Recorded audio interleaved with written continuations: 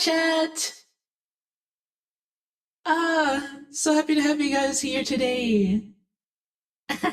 I'm finally back. Sorry. There are a lot of factors that kind of gotten in the way of streams for a bit. My apologies. As you all know, Zelius is out for the bit. Well, he is here, but he is not. And Eden, I'm here. Should we talk about that? Oh, well, okay. So, Zelius is out on important business, right? As for me, well, it all started when, it all started when I was streaming one day, and I was having a blast. There was a sad music. Oh, you're right.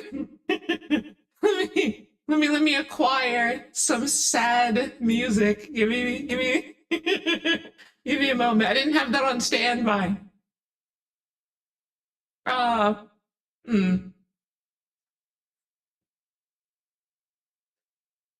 Uh, uh, uh.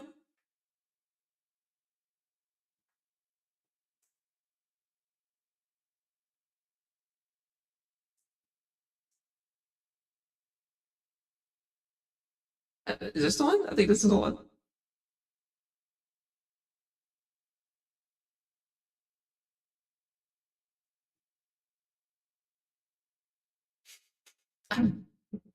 Okay. So,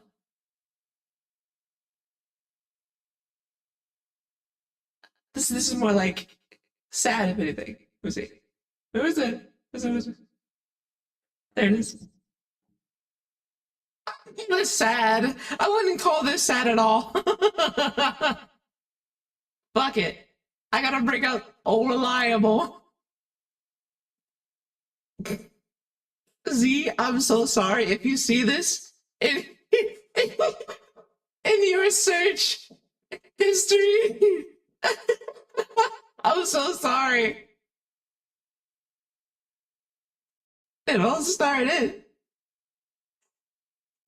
It all started. Oh, should it be audio? Wait. Fuck. Wait.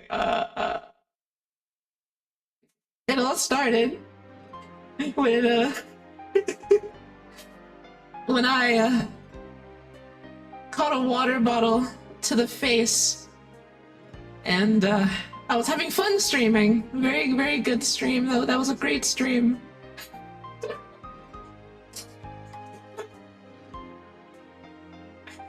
Oh, fuck. It was such a good stream. Ah, so good. I had so much fun. I was having fun. And then it just came out of nowhere. It was like, what was it? How do I describe it? It was like a bullet coming at me, and I'm the only one that can see it. Slow motion. I closed my eyes, and my life just flashed before me.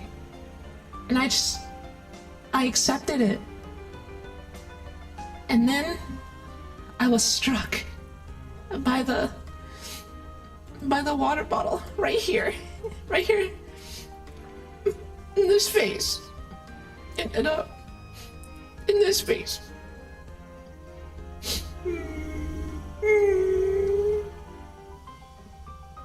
I don't look that sad, but I am. I'm really sad. Oh, but I'm back now, guys. I'm back.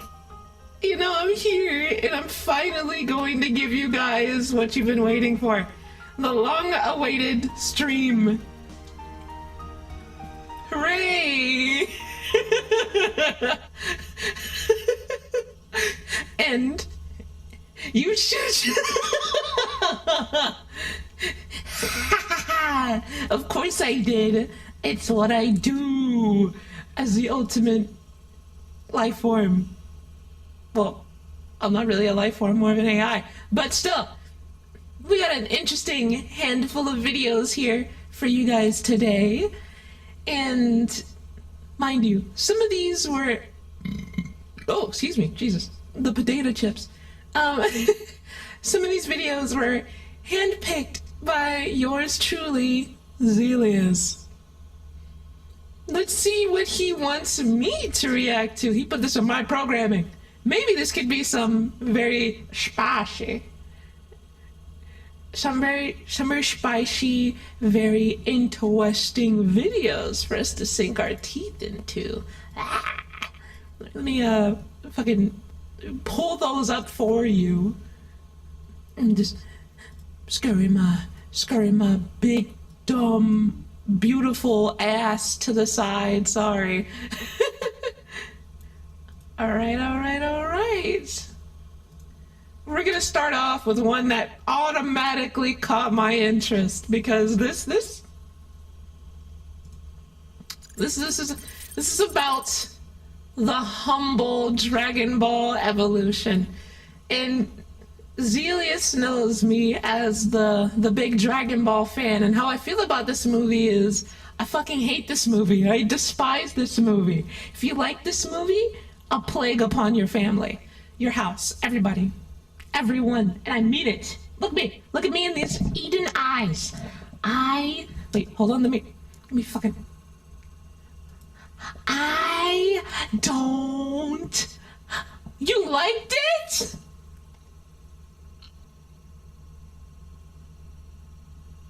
No, you don't. You didn't like it. You didn't like it. No.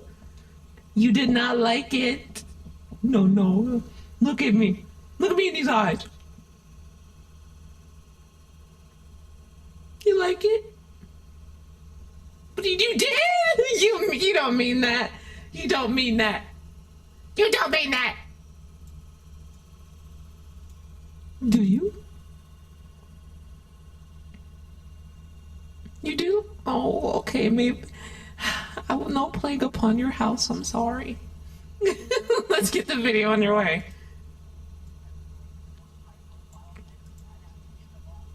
Oh, I'm in the way. Fuck.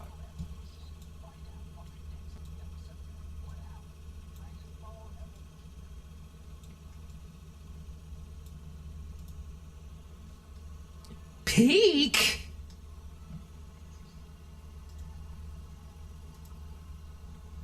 Now there's many things. Wait, where's the audio? Oh, fuck me. I'm so sorry. Wait, I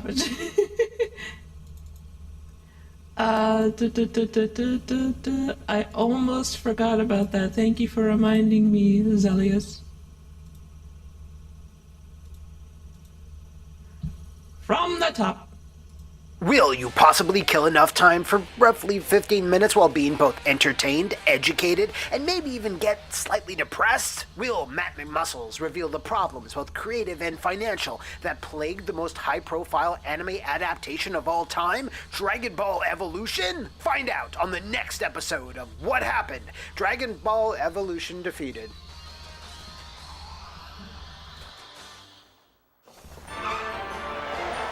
What a snazzy little intro.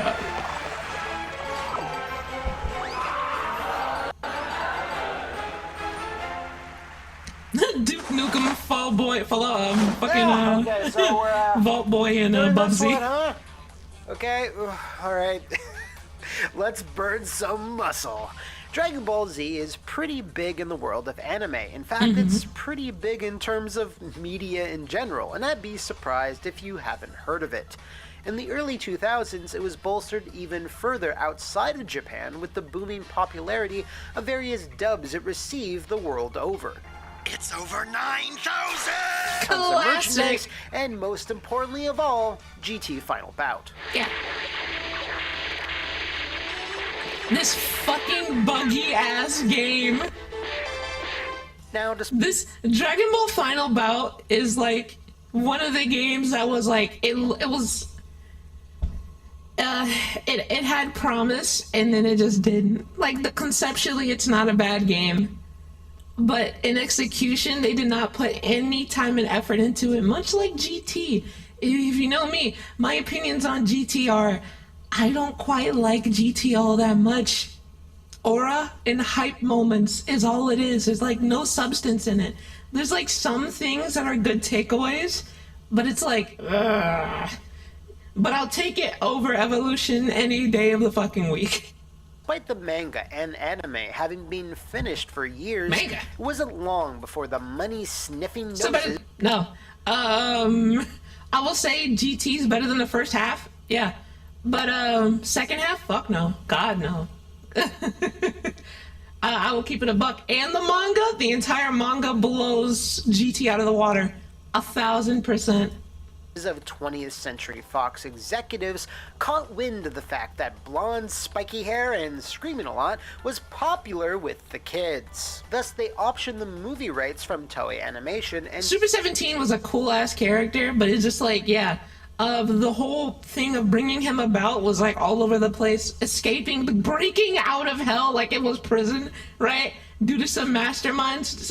It's cool. It's pretty cool, but it had so many characters that were underutilized within it that could have probably served a better purpose, and we probably could have had an interesting, more interesting sort of villain out of that. Super 17 is cool, but to make him the main focal point of an arc like that is kind of like, I would have preferred something more hell based to make it make sense. Well, Hellfighter 17 fusing with the normal 17 is cool, I guess. And then it's just like, whatever, you know, cool design, poor execution. Dragon Ball creator Akira Toriyama, and then nothing at all. Remember, this was back in 2002 when Fox had announced they had acquired the rights and registered a movie domain, but it took them a further 7 more years until DB Evolution finally Dragon Rushed into movie screens across the planet Earth. However, rather than that same Earth giving it its hope and its energy, it instead gave it apathy and derision until it simply cratered into the ground.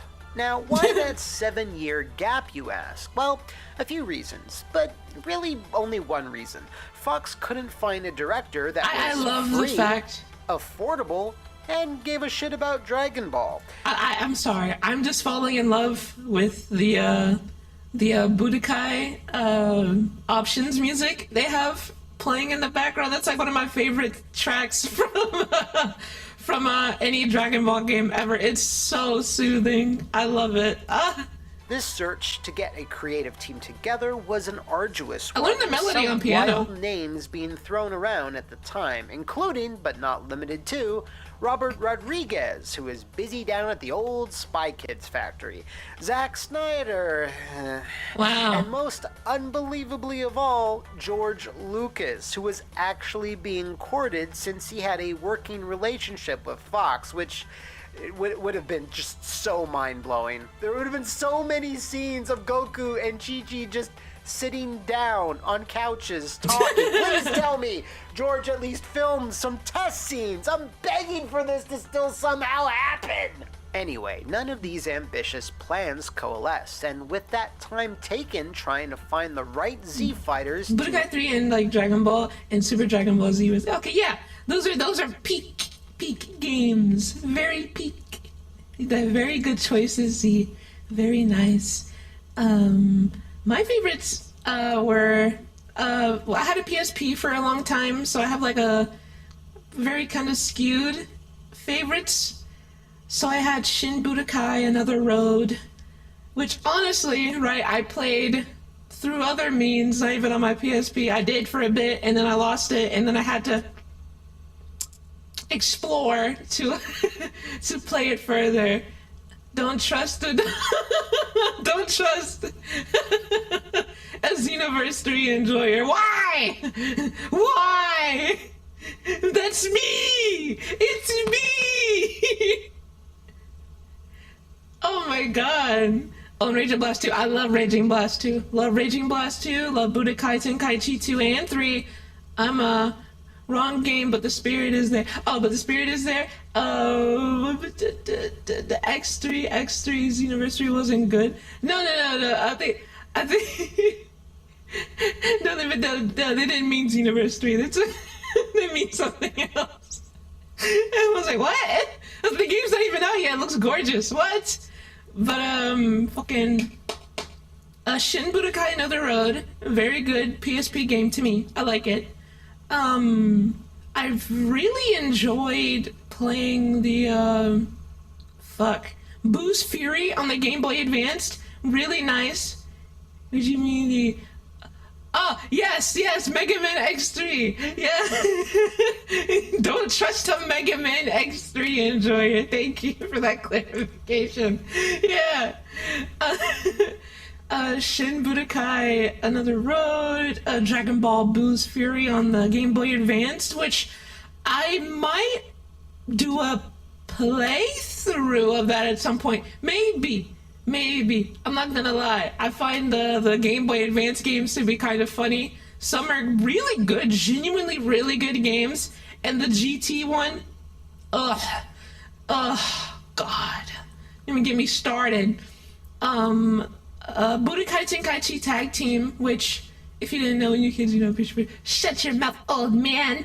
Budokai Tenkaichi Tag Team was basically Dragon Ball Budokai Tenkaichi, but you have a team of 2 characters, and they would, you know, fight in 2v2. It was pretty fun. I enjoyed it, and it looked not too bad for it being on the PSP. And I'm looking forward to Xenoverse 3. I can't fucking wait. I've been playing a lot of Genshin Squadra. I have been enjoying that. I have. Genshin Squadra's pretty cool, pretty nice. By the by, right?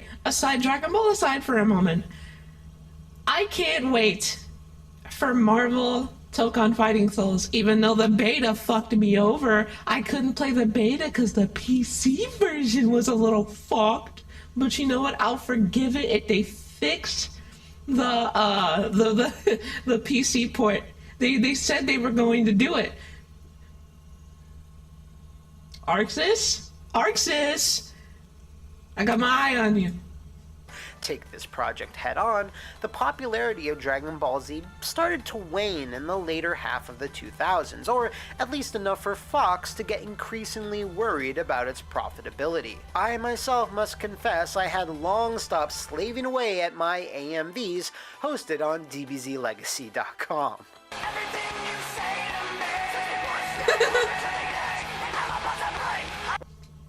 Whoa, take it easy, right?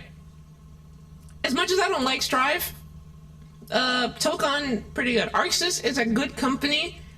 It's not like the same person works on every game. No, I'm pretty sure they have different divisions because they make so many games. I wish Strive had more. Strive isn't doing too bad right now, actually. For the first half of Strive, yeah, I'll say that, yes. But, you know, this is the Arxis that gave us Prime fighters. You know, not fighters that we have now. That's Bandai doing all that patching and shit. And, crawling in my skin! Stop showing it! Stop! Cut it out! And as Fox approached those late 2000s, and if you know anything about Hollywood filmmaking around that time, you might suspect what's coming next. Instead of the producers continuing their search for the perfect filmmakers, the looming writer's strike was about to go into effect, which rushed into production many other films circa around 2008. With this new cutoff point, Fox then had to settle for much less. And I present to you much less. Dragon Ball was going to be written by one Ben Ramsey, who at that point only had the obscure and 90s as shit The Big Hit as his only writing credit. In terms of directing and producing, well, here's where things get interesting. Did I say interesting? I meant extremely confusing. Well, it's both, really. Stephen Chow was then somehow brought aboard the project, which at first seemed like an inspired choice. His penchant for martial arts comedy 70s was a perfect fit for the source material, but it quickly became apparent that his name was simply being used as a marketing strategy rather than him being a true creative force. We call this the Quentin Tarantino Presents effect. Now, when this new creative team was publicly announced, Fox played it coy on who would actually be sitting in the director's chair until it was eventually revealed that James Wong, a veteran writer/director of TV, as well as the Final Destination franchise, would be given that chair. In a statement, Stephen Chow said that he himself was a fan of Toriyama's work, saying that it's an airy and unrestrained story, which leaves much room for creation. Okay, that just seems like code for there's gonna be different shit in here, just letting you know. As for why he wasn't directing himself, well, because he felt that he should only direct things that he himself created. You know, fair enough, but tinfoil hat time, there's also the possibility he simply didn't want to work under those Fox producers on a rush script with a massively slashed budget. Because like, Fox is just like the worst fucking thing ever. After seeing what they've done to the X-Men, seeing what they've done to Dragon Ball Evolution, and many other things, like, they had some good things, and then they just butchered everything else, and I'm so glad. I'm so happy. 20th Century Fox is, like, pretty much dead at this point. Thank goodness. Very quickly, changes started to happen, or evolutions. That wasn't a Fox thing, thankfully. I think Deadpool, the first movie, I think the second movie too, was for Fox things, and then Deadpool got out of the Fox licensing, or the X-Men, or, well, one of the two. Because Ryan Reynolds fucking hated Fox. Hated Fox. And it's just like, there was a whole lot of things that happened. There's a whole lot happened. Deadpool and Wolverine, no, fuck Fox. There's no Fox there. Thank goodness. Once that X-Men license expired for Fox, it was over. On because I don't have an answer for that. Just a cool word that Fox marketing thought kids would respond to. How do you do, fellow kids? Changes very much then spread to the working script, as it's been reported that it was much more faithful to the source material and even featured well-loved fan-favorite character, the Ox King. Also, they plan to include Krillin as well. After some serious brainstorming, though, Fox felt it was simply too expensive to realistically shoot and asked for rewrites to reduce the scale and scope, a decision which would totally not turn out to be what happened material at all. Now, while Ben Ramsey did rewrites, apparently that still wasn't good enough, and James Wong himself also contributed quite heavily to the script. Akira Toriyama was also consulted, and when I say consulted, I mean ignored. He attempted to offer suggestions throughout this script writing. Who the fuck is... Hold on, easy. Oh, reverse. Script. Akira Toriyama was all... I have to remember. That's such a weird... I'm so used to the older photos of Akira Toriyama. That's... also consulted, and when I say consulted, I had to, like, rewind ignored. for a bit. I was like... He attempted to offer suggestions throughout this script writing process, Rest in peace, my goat. But, gee, that kind of threw me through a loop for a minute. Sources cited that these suggestions were never taken seriously. This, of course, would then cause huge ripples. That's Mr. Bitches there. Facts. We will dip into a bit later. Casting Akira apparently was Toriyama. also a bit of a to-do, with producers Mr. Steal hoping Your to snag Bitch. some big stars by attempting to maybe hide some facts about the production in order to get them to sign on the dotted line. And also, to be fair, Akira Toriyama was one not to really show his face. He showed his face a couple of times, and then he would hide behind the Toribot mascot for a while, which I have the Toribot on my keychain, and oh my goodness, he's so cute. I love him. He's awesome. Perlman was sought to play Lord Piccolo with a lucrative offer, but dropped out at the last second, opting for red makeup instead of green, and filmed Hellboy 2: The Golden Army instead, which might have been the fastest anyone's ever dodged the biggest bullet ever. The part then went to James Spike Marsters, who was familiar with Dragon The Ball. voice actor of Zamasu, by the way, in which, fact, I'll show some facts for you guys. Can you mean the sympathetic phone I had to program you for? Shut up. This James Marster, this guy, amazing guy, very amazing guy. He fully acknowledges that this movie blows cock. This shit sucks. And he he voiced in Dragon Ball Super completely free of charge because he wanted it to be reparations for how bad this was. I commend him for that. And he insisted that he didn't get paid for his work because of the damage that Evolution had did.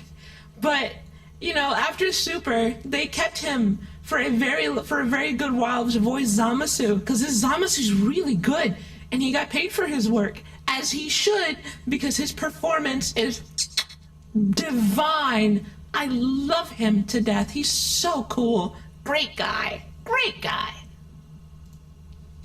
And really relished doing the best possible job he could, given the material, the really bad material.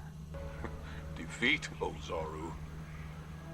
When the blood moon eclipses the sun, you will become Ozaru. Now, as for Goku, What? No. you can say a lot about the performance of Justin Chatwin, and believe me, people have, but one thing you can say about the guy is that he at least did his homework. In preparation for the role, he read volumes and volumes of the manga, watched a ton of the anime, and even went the extra mile to read Dragon Ball's inspiration, Journey to the West, so good on him. Unfortunately, when the script recasts Goku as a moody teenager who has to navigate high school... I had the unfortunate... I've been pausing a lot, I'm so sorry. I had the unfortunate experience of playing this fucking game. Visual novel aspects, which, you know, I like visual novel stuff, but this right here is just like... goddamn. Some people don't like pausing, some people don't like it, but it's like, the gameplay is just Budokai. It's just a Budokai. It's Dragon Ball Evolution, the game. Yeah, it's just a Budokai, but Dragon Ball Evolution. The gameplay's good, right? Because it's Budokai gameplay. But it's the Dragon Ball Evolution style. And that's what, like, fucked me up. Yeah, it was on the PSP. bullies, go to parties, and has more interest in dating girls than training and fighting, well, he wasn't really playing Goku at all anymore. Now, while on the subject of Chatwin, the subject of his hair is never really far behind. That's so funny. Early tests had all the actors outfitted with over-the-top wigs to better mimic the original look of the characters. Apparently, though, the effect was not satisfactory for the director, James Wong, who felt it What were they best thinking? making I don't actors' know. hair as natural as possible, which explains that one aqua green streak in Emily Rossum's hair. Honestly, while many fans had issues with this, I really doubt the inclusion of wigs would have improved the movie's, anything. Random changes like these permeated throughout the rest of the production. Master Roshi, for example, instead of being an elderly hermit living it up in a tiny tropical island, was played by the much younger Chow Yun-fat, who lived in a downtown apartment. Oh, but look, see, it kind of has a Hawaiian shirt on, so, yeah, there's your nod, fans. Goku's Ozaru form, oh god, was a generic human-sized werewolf-like thing beast in the final film, and looked even worse during the initial filming until people... This shit... Okay. This shit was so ass. This was so bad, especially in the game. It looks so stupid. with, I guess, eyes looked at it. All of these horrible decisions were likely due to keeping a more grounded and believable tone, I guess. You don't want to scare off the normies, while also having the added benefit of being really cheap. Now, in terms of last-minute decision-making, something that actually helped the movie was James Marsters taking a bit of creative liberty with Piccolo. The original approved makeup design had him looking far more human and strangely far more attractive. Now, since Marsters was a fan of Dragon Ball, once he got in the makeup chair, he worked with the main artist on set to change the look pretty dramatically, and fortunately, James Wong didn't fight this change and wound up being what you saw in the finished film. Okay. So, the design of Piccolo wasn't that great, but it wasn't bad. I'm not gonna lie, it wasn't horrible. Like Demon King Piccolo. But, James Marsters, shout out again. Fucking love this dude. So awesome. Did his homework, clearly a big fan. And his acting, you can tell the gap in like everyone else in James in the movie. It's so crazy. About as accurate as you could really hope for in a production like this. Now, as for the actual filming, as you can probably surmise, it was a bit rough, as a good chunk of it had to be filmed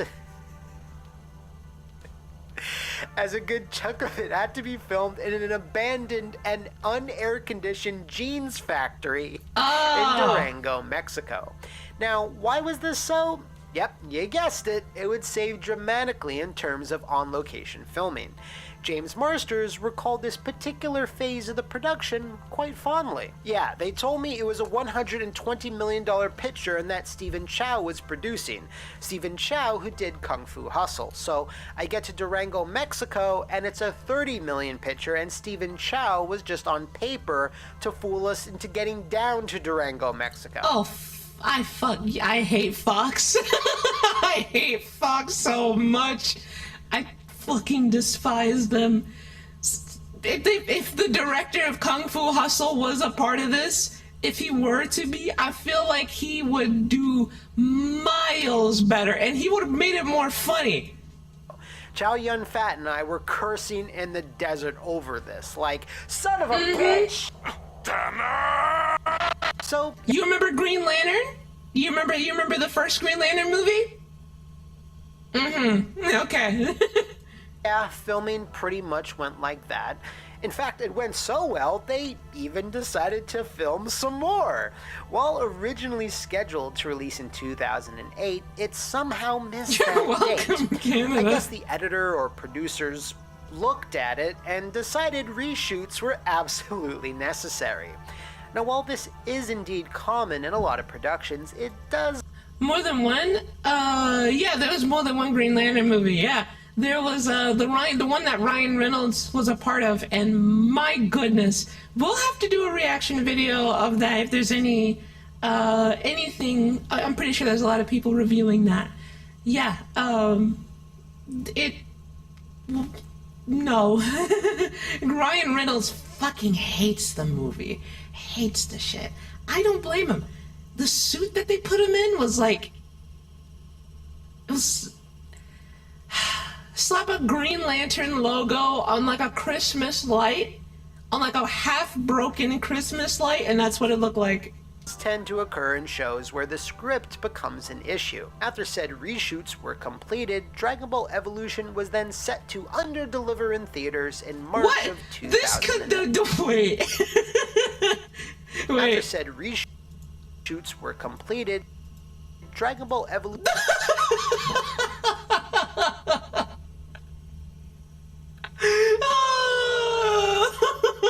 He Superman flies with the Kamehameha. Was then Which this is not how this happened at all in the manga. So what Goku did, what is that? So essentially, what Goku did was he had one hand to do a Kamehameha.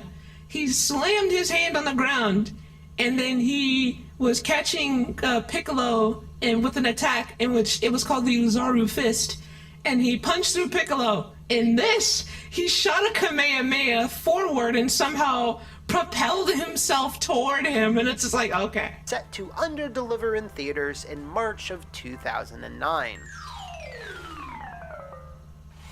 Now, at some point during all of this, the idea was floating around and even planned that this was going to kick off an entire movie franchise, spawn shitloads of sequels, despite all the massive fan backlash in regards to the everything. While it's unclear just how much planning had been done on future films, the post-credit scene of Evolution certainly and stupidly promised more, like many movies trying to exist well beyond their means. Leading into the actual premiere of Evolution, that same confidence, strangely, was nowhere to be seen.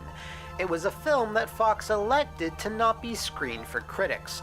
Therefore, there would be no day one reviews to inform the audience about its, quality. Wow. We've talked about this before in previous movie episodes of What Happened, as this is a common tactic studios employ when they know they have a massive stinker on their hands, and in this case, they had a massive stinker on their hands. Farting in with a 14% on Rotten Tomatoes, Yikes. Dragon Ball made just $9 million in total in North America on a The fact that the fact that they made this much money, right? Because it's still a lot of fucking money, is fucking crazy. budget of 30, not counting marketing. Worldwide, however, it bottomed out at around 58 million, so It shouldn't have made any million. Oh yeah. it's safe to say that it likely didn't even post a profit. It was awful If on there were any Metacritic, if I concrete remember. plans to make sequels, then they were quickly final flashed off the face of the planet. Ah! No, this isn't happening. There's no reason for me to go on. What What am I fighting for? James Wong never directed a motion picture again, opting to go back to TV, where he directed and wrote a few episodes of the X-Files revival. Ben Ramsey, for his part, formally apologized for the part he played in this whole disaster. I knew that it would eventually come down to this one day. Dragon Ball Evolution marked a very painful creative point in my life. To have something with my name on it as the writer be so globally reviled is gut-wrenching. To receive hate mail from all the world is heartbreaking. I spent so many years trying to deflect the blame, but at the end of the day, it all comes down to the written word on page, and I take full responsibility for what was such a disappointment to so many fans. I did the best I could, but at the end of the day, I dropped the Dragon Ball.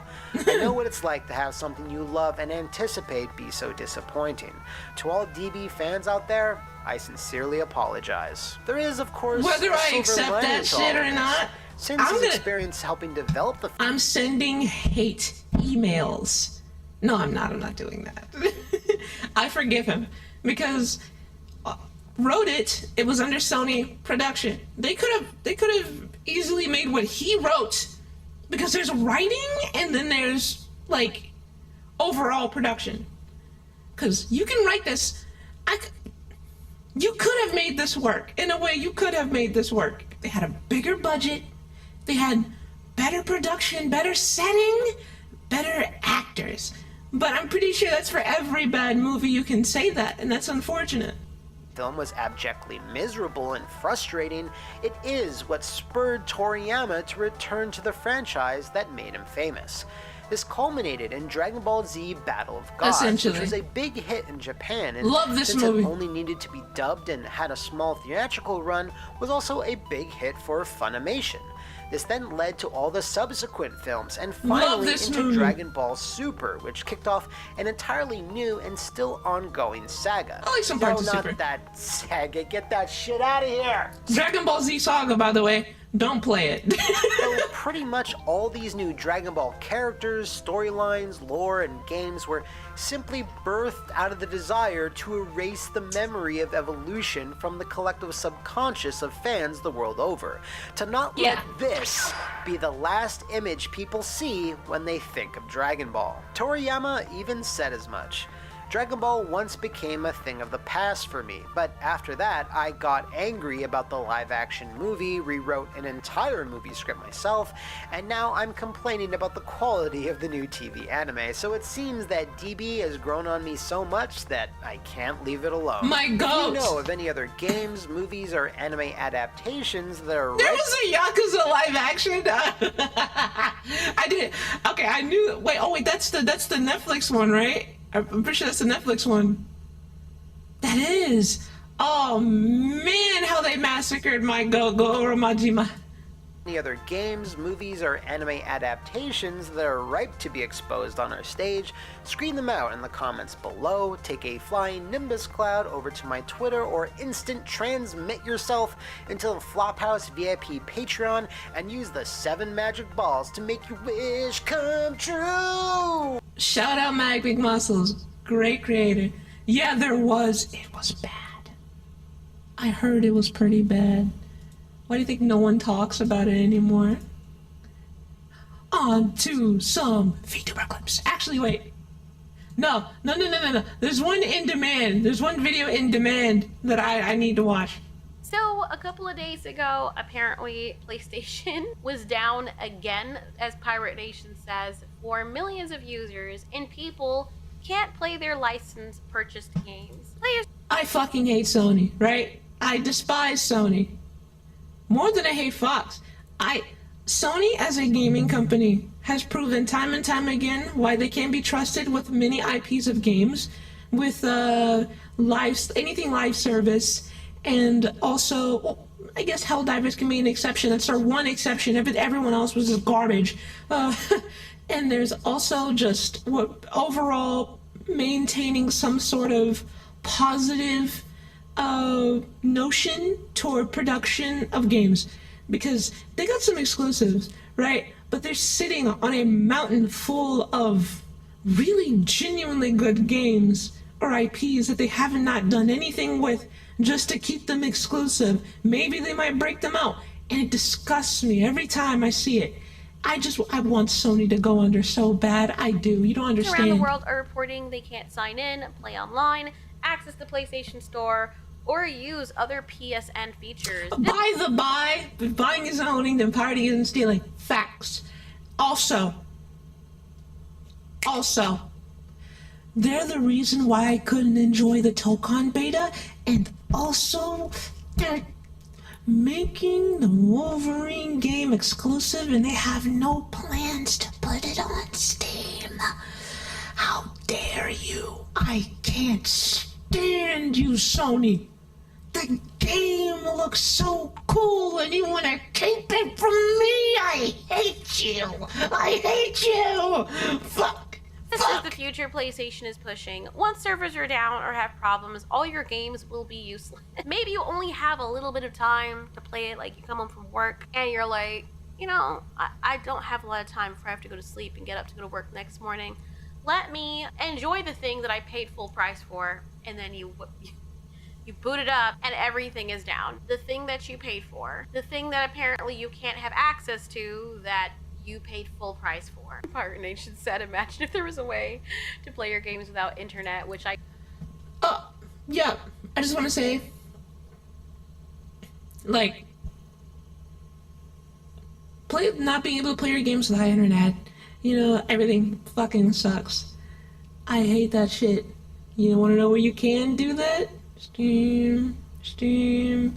I think you can still do that with Xbox too. Just not like, not Game Pass games. I don't think you can do that with Game Pass games. But, you know, if you have, like, disc games, which I'm pretty sure they still have their disc drives, you can play them offline.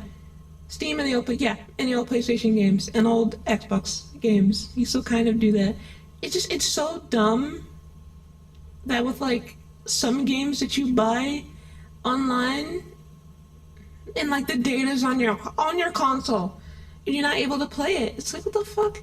Dude, I spent money on this game, the data's already downloaded on it, I should be able to play it, no? And I was able to do that before, but no, for some reason that isn't likely, and that's why I'm fully in the belief that the console market, I give it 5, maybe 10 years, the console market, dead. It's so dead. I swear it will be dead.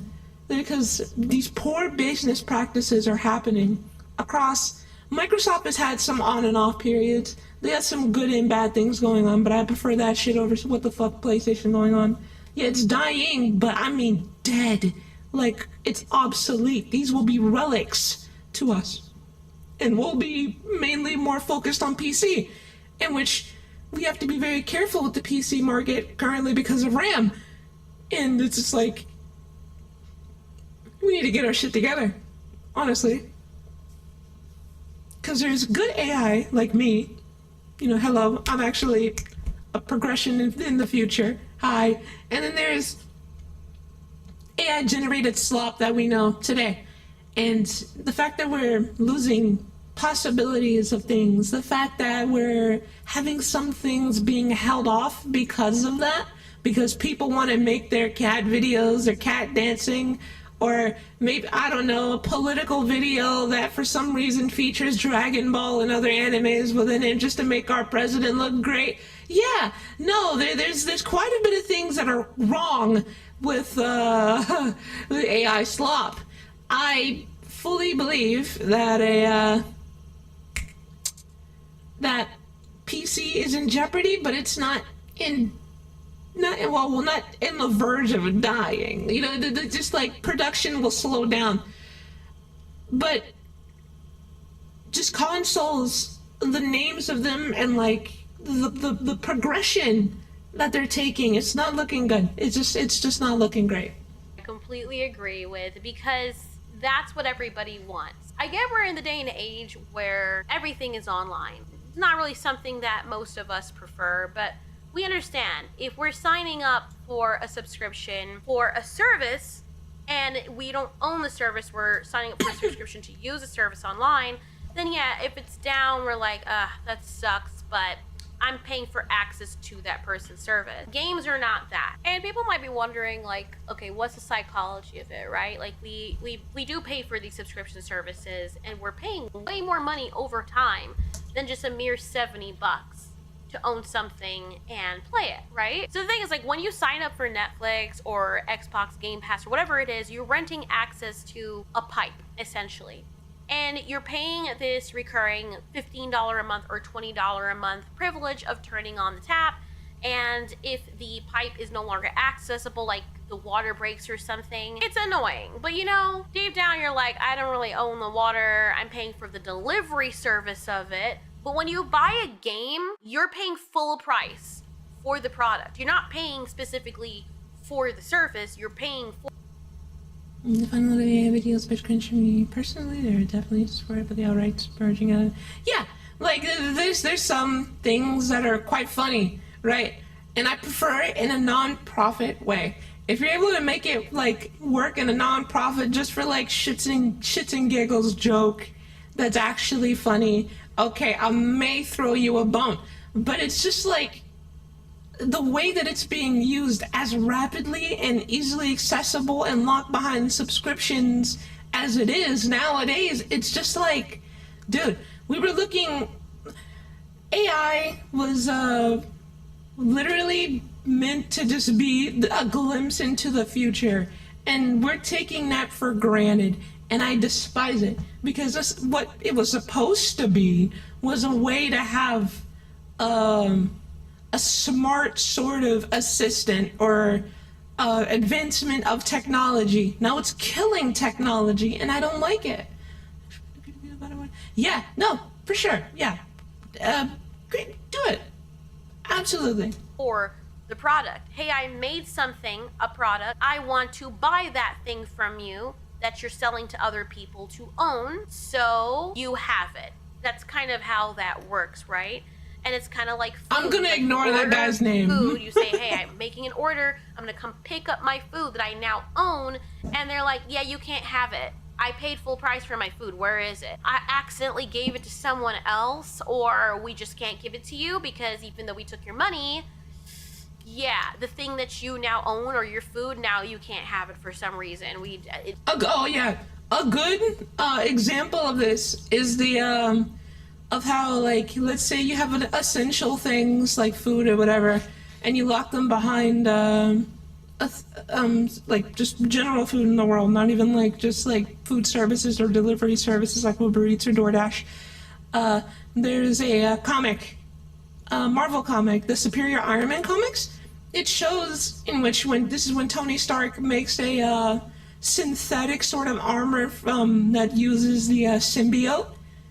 And he's like, okay, so I have a subscription service that you can use to make yourself, I'm pretty sure it was to make yourself like more wealthy. Everyone had a free trial, and then after everyone's free trial went, the synthetic thing kind of like started sapping like life from them. Like, so it was an app that sapped their life sort of from them, that made them look like shit, took away all their money, ruined them. And it was $100 subscription. And that's a good example of like giving these sorts of things to people that are so money hungry and have all this power, and it just completely fucks over society as a whole. Good read. I do love the Superior Iron Man comics quite a bit. It was a very good run. Whatever the case is, you just don't have the food. There is a difference. Or imagine you buy a car, because that's kind of where things are going now. They have apparently cars are like subscription model based. And you buy this car outright, you saved up your money, you paid $30,000 for it, you have the slip, everything, right? Car is sitting inside your garage.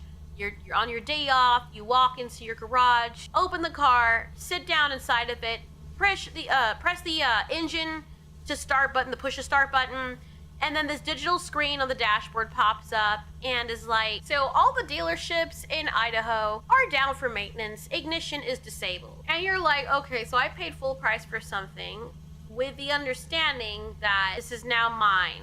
I can't redistribute a car or whatever the case is, but it's mine. I paid to own it. You made something and I agreed to buy it from you. And now I can't even get access to the thing that I paid for. And for people, it's like, look, understandably and realistically, it breaks every rule of ownership that we understand as consumers and the agreement that we have as people. You can't do take backsies. It doesn't matter if it's an accident or not. Kind of like saying, whoops, we accidentally stole back the product from you. Like, if you're doing that with the understanding that, hey, I paid money for something on the streets with gangs, that's death. That's a drive-by. That's a, oh, you think you're, no, whoops, I accidentally drove off with the money I was supposed to give you, or I took the product back. It was an accident, wrong car. No, you're getting popped. That's a body. It's kind of crazy when you think about it. you think that loan sharks in today's society are like loan sharks of the past of today's society had more like ethics with how they had money, how they take care of money distribution than we do today. Is really funny. And also, yeah, this is why people prefer old cars. Absolutely. Not only do some old cars are really good. Like some have really good mileage. Some of them are very moddable. You can make them. You can do quite a bit with them. Cars are moddable, period. But like the old ones are pretty moddable, so you can make them run longer. You can add some quality of life updates of your own once you either know somebody or you do it yourself.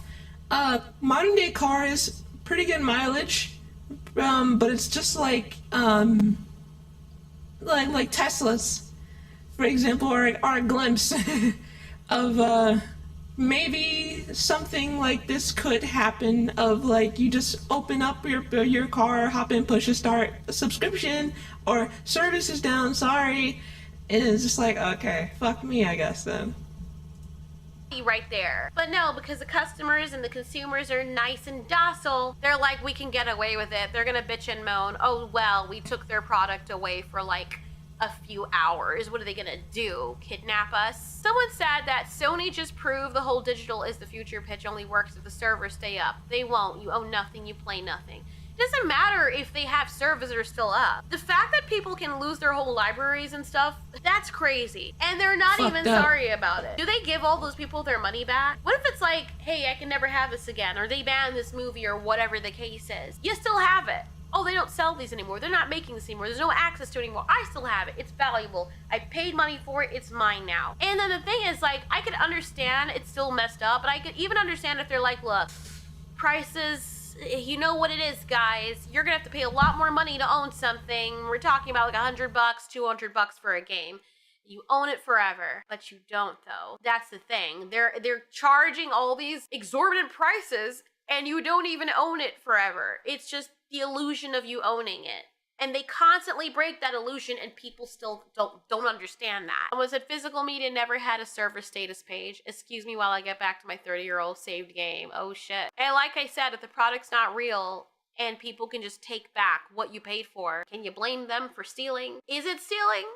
Is it stealing if they paid money for something that you then take back later? And say, well, sorry, I don't know what you want me to say. And then they steal back something from you of equal value. It's not stealing, is it? If I pay you $100 for, I don't know, a cat, let's say, and you take back my cat, and I go to your house and I take the cat from you, it's not stealing. That's my cat. I paid for it. You're a thief. So Sony, PlayStation, in this case, whether it's indirectly or not, they're thieves. And so there's no honor among thieves. Can't ask people to be honorable when you yourself can't even uphold that honor. Someone said if I bought it, I should be able to play it. Oh yeah.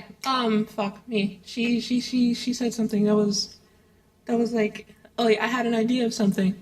But this picture, this picture just makes me think, cause like, on a surface level, like, going all digital to me isn't like inherently a bad thing, because at least I would still have ownership. But the fact that I have to rely on a network is pretty ass, very ass.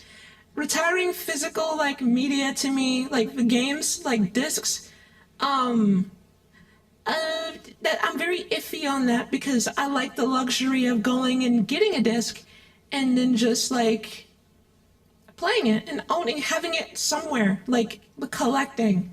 That's really good for collectors, people who want pre-order bonuses. Even you can still get the pre-order bonuses, but it's just different ways now.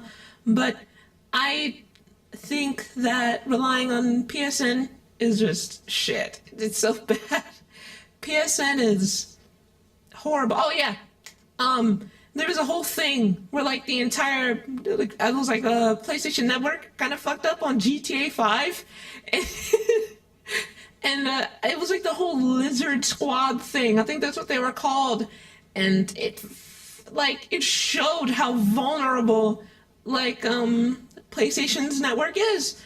And albeit that was 10 years ago. But it's just if that happened once, it can happen again. It's indirectly or not, they're thieves. And so there's no honor among thieves. Can't ask people to be honorable when you yourself can't even uphold that honor. Someone said if I bought it, I should be able to play it online or offline. Exactly. Stop buying them then. You realize this is what's happening. Stop giving them money. JK said people see this and still defend digital only. When a gamer buys a PS4 disc, they have the rights to use that copy of the game. They can trade in the game at retail, sell it to another person, lend it to a friend, or keep it forever. You get nothing. You lose. Good day, sir. Who is that? Is that Data? No, it's not. I don't think it's Data. Who's that guy? It's What is really this movie? It feels like the guy in the meme. Oh, whatever. I hate that. And you don't know. Oh well, off topic. But anyway, they don't like this. Jared says, why do I have to come to X to find out your fucking bullshit is working or not? If your stuff is working or not. I can't even play a game that does not need your intervention. Thank God Elon Musk bought X. We can't even get the truth from you fucking, oh dear. Man, I can't even blame Jared. It sounds ridiculous. It's not even about it being a game. I know some people outside Yeah, Gene Wilder, yeah, he is. Yep. Rest in peace, by the way. Great actor. Why you mad? It's just the game. It's only a game. Why you have to be mad? But it's the principle of anything that you buy. I bet you the people bitching about this, let them go and buy something physical out in the real world. And they pay for it and they go home. And then the same people who they bought it from goes and takes it back. And they're like, where's my stuff that I paid? Where are my groceries I paid $100 for? Even more than that, because groceries are way more expensive now. And you go and you're like, dude, why do you have my stuff? Oh, sorry about that. We actually don't carry this anymore. And they're like, but I bought it though. And they're like, I understand that. So you really didn't though. You had access to it, which technically we upheld the end of our bargain. You did take it home. You did have access to it, but now you don't though. So read the fine print. Yeah, my UPS driver owns my package. What I'm gonna do right now. Something that I shouldn't do. That's probably gonna get me a life sentence because things are hard out here and now you're taking shit from me. That it's just the principle. Like there's some people, they have this one little escape and they paid for it. People don't like when they pay for something and people take back the stuff that they paid for when the agreement was that I paid for your product to have the product and now I do not have access to the product, nor do I have the product. Or let's say they put back the stuff online, the servers are up and running once more, and now you're in constant, not fear, I wouldn't call it fear, but now there's this tension that's looming over you perpetually because there is a chance, as we've seen, because this happens now and again, where this will happen again. And possibly, you might lose access to that thing you paid for forever. You don't actually own it if you have to be constantly worried about the car or the game or food being taken away. Someone says, another lie, people even record videos proving that their purchased games work even if the PlayStation server isn't available or if your internet is down. I have one question. Why lie so brazenly to people? Are you getting paid for this, or is it just a self-importance boost? So what this person is saying essentially, buying is and owning, correct me pirating if is I'm wrong, stealing. but there is a setting on PlayStation that I think allows for offline play, and if they turn it on before an outage or something happens, then the Sony downloads digital license kind of like keys directly into the PS5 hardware, which is what I was seeing. A lot of people don't know about that setting. Honestly, I didn't even know about that setting. I have a PS5 and I didn't know about that setting. Now, to be fair, I don't play my PlayStation 5 as much as I play PC games. But let's say you bought a console, right? And you hadn't even, toggled it on yet or whatever, or you were locked out the moment the servers crash. You can't fix the problem until Sony brings their servers back up. The point of the matter is, what people are upset about is that you still have a situation where you can be locked out of accessing the product that you own. The problem is also the libraries that people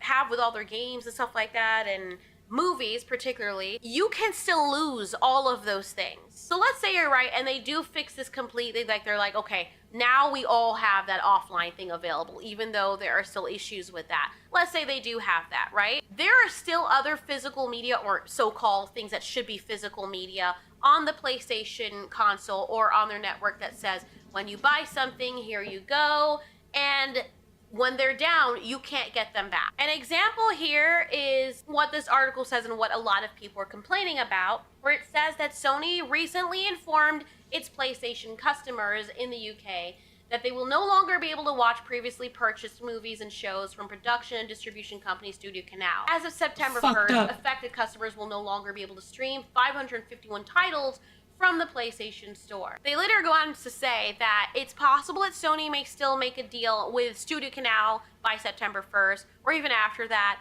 that would allow users to keep watching the content they bought. This happened in 2023, when Sony said it would have to pull 1,318 seasons of Discovery shows from customers' libraries. A few weeks after its announcement, Sony said that it would not pull the content because it had updated its licensing arrangements with Discovery. Sony... I will never forgive any company for price adjustments of any kind with no compensation. So, okay, here's some things that throw me off. Cutting off services, it happens. So some things happen. If you have it, you still have it. You can watch it whenever you want. You just can't buy it again. That's cool, right? Then there's... Oh, okay, so you bought this. There's a price reduction on this, by the way, permanent. So you paid this much. We took $20 off of it, and you won't be getting that $20 that you spent extra for this, mind you, back. Monster Hunter Wilds, cold $40 now when I paid $60. Fuck you guys. Fuck you, Capcom. Fuck you, Capcom. I hate you, Capcom. I do not like you, Capcom. Fuck you. I don't like that shit. I want my money, right? So you telling me I paid this much, and then you completely blow off my 20 that I spent extra for this game. So yeah, you can blow my balls. Fuck you. This right here, I hate this even more. I own this movie. It's there. I bought this. I have the purchase info for some reason. I took a screenshot. I took a picture on my phone.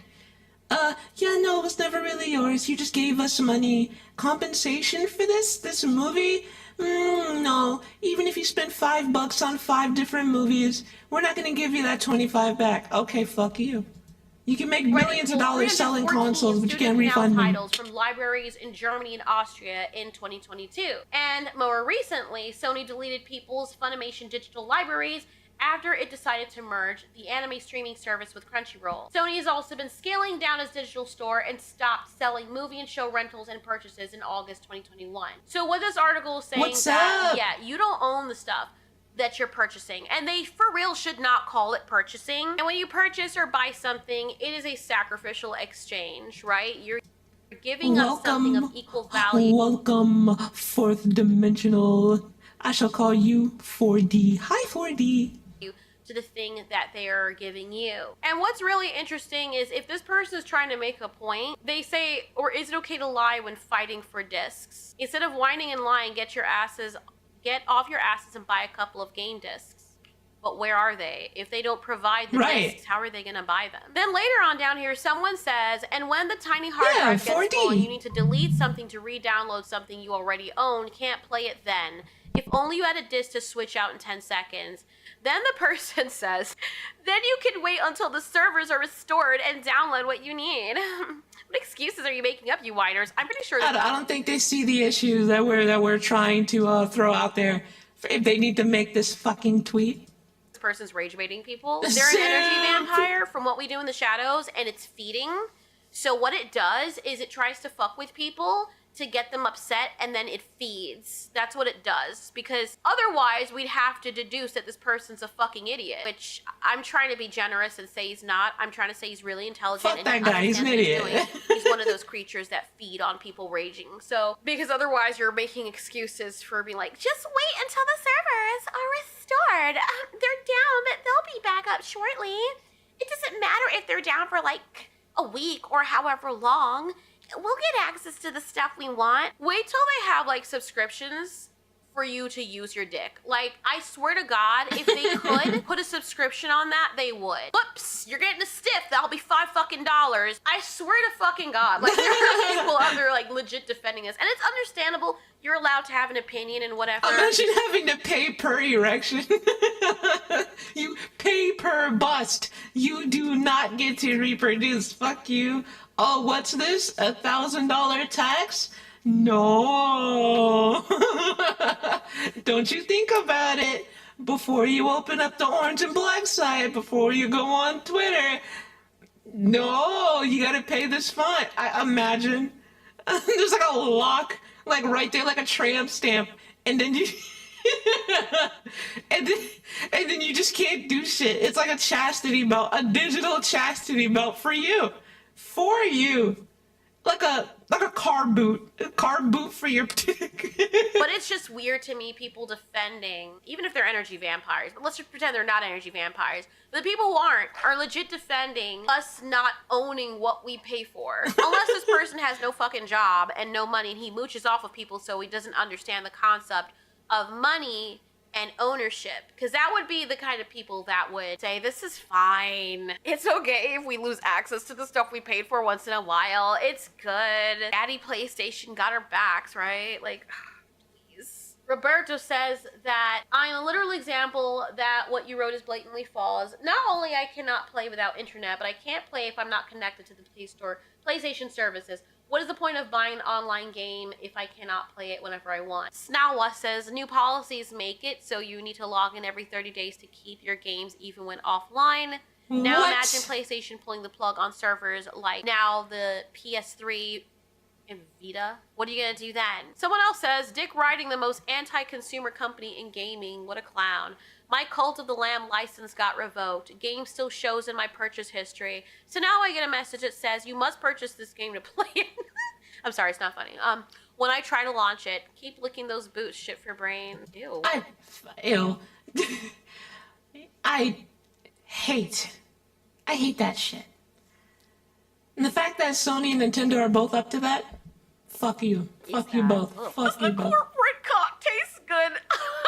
Someone said, girl, shut up. You. Someone else says, he isn't lying. The keyword is people who didn't play or log in for 30 days or the ones unable to play their digital games. If that's really the case, that's fucked. I have games that I collected over the years, and I can still go and it doesn't matter how long I've been. I don't know. I would have to verify what this person's saying is right, but I could still go, not playing my game in 3, 4, 5 years, go back in my little case where I collected all my games and my retro stuff, take them out and play it, and it works every time. I just have those inklings once in a while where I'm like, you know what, I feel like playing Monster Rancher. I feel like playing Monster Rancher 3. I want to go back and breed some monsters, you know? Go in there, works like a charm. You boot it up, cling, you know, the freaking intro for the old PlayStation, the little mini one that they had, and it works perfectly fine. I paid for it, and I got to keep it. How wonderful and freeing that is. No one's taking away my games. No one's losing access to it. No one's, oh shit, your key doesn't work, or we don't like you, so we're gonna ban you from accessing our library, or whatever the case is, or new policies being mean that lock people out, or a movie that you purchased, now we don't have it even though you bought the movie full price to be able to watch it whenever you want, but now you can't. I mean, seriously, like, who does that? Who would defend something like that? Energy vampires. But anyways, Jesus, do you spit or swallow after gurgling Sony's loaded?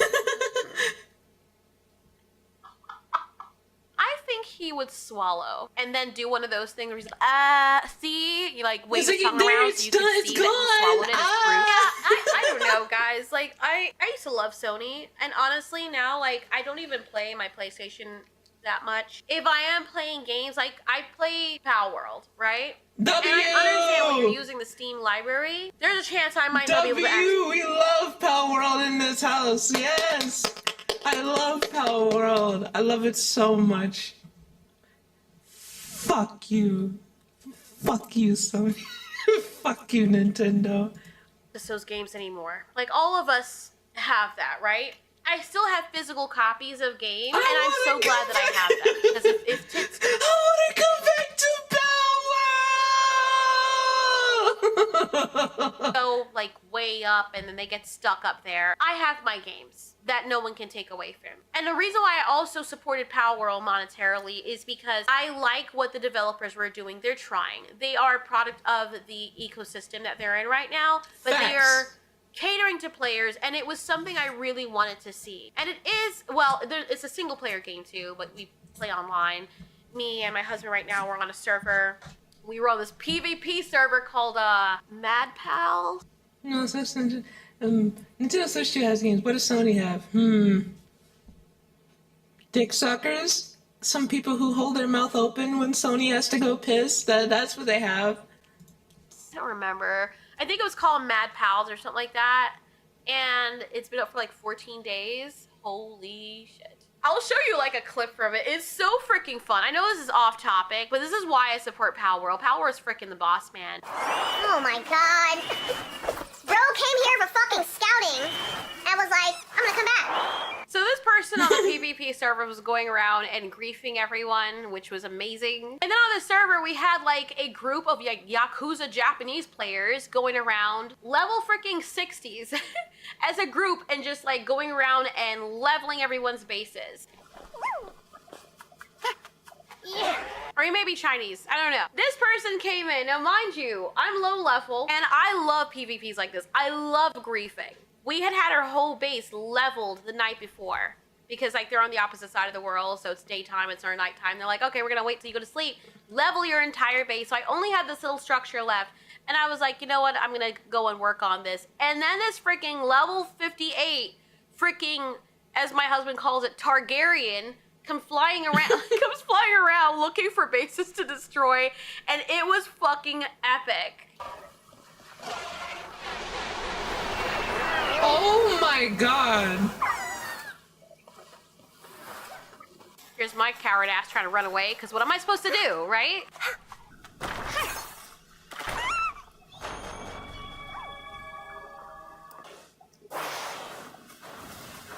The Power World Yakuza.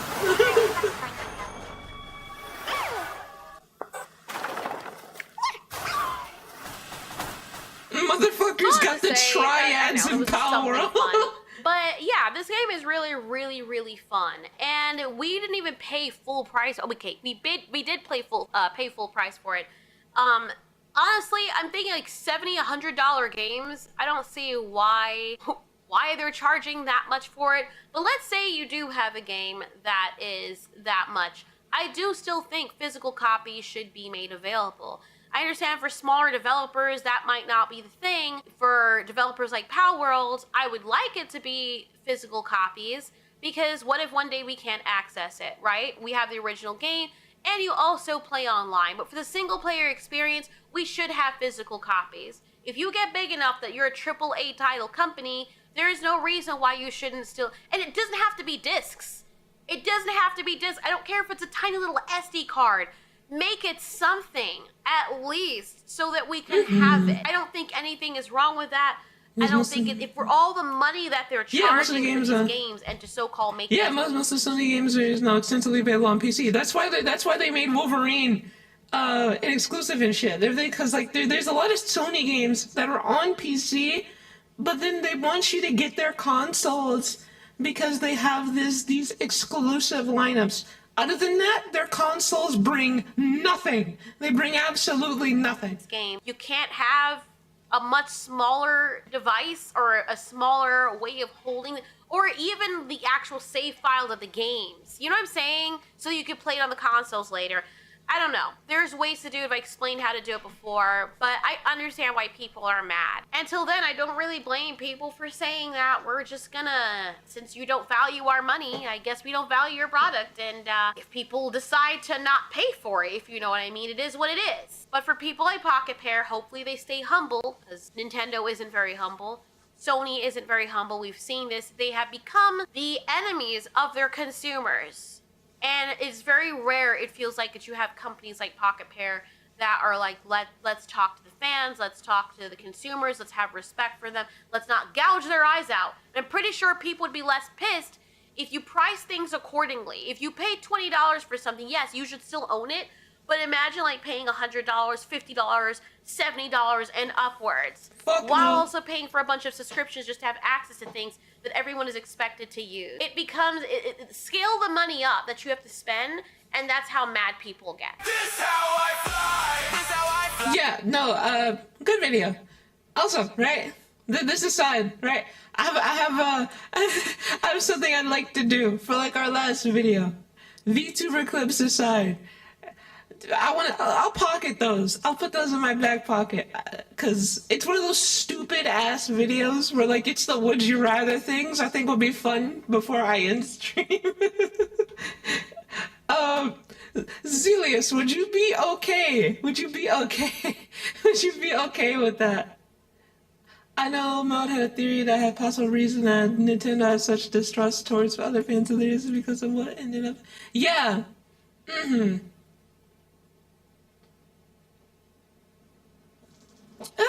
Well, it's just like, they can have distrust between their fans for that reason, but it's not like Nintendo themselves are pretty fucking clean, you know? They're not clean.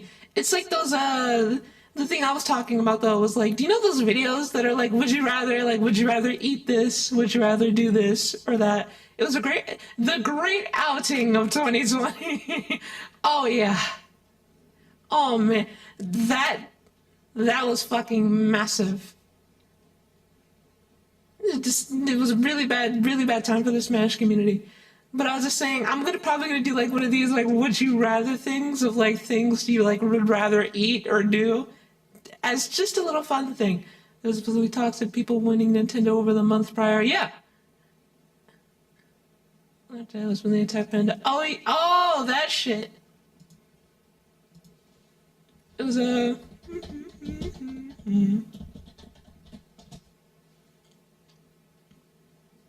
It was Jesus.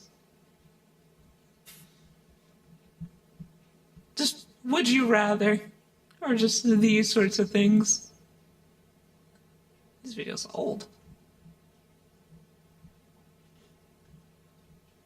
The stupid ass videos. Yeah, why not? Fuck it. Let me not do the would you rather eat. Let's do something interesting. Let's just do, would you rather da, da.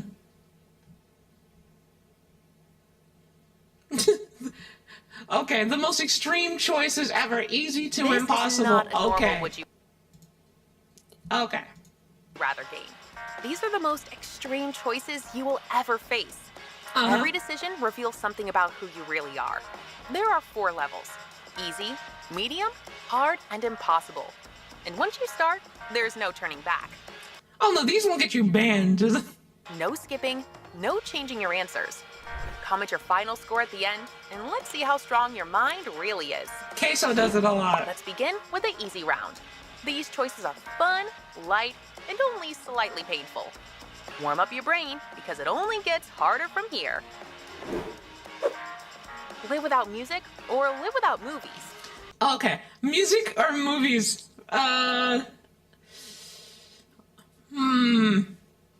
Movies. I need music. And movies without music is just like... God, because there's music that just set the tone for movies so well. I have to go live without music. I have to. Movies. Live without movies. What's the percentage? We get a percentage of people who did? No? Okay. That's fine. Eat only pizza for a year or only burgers?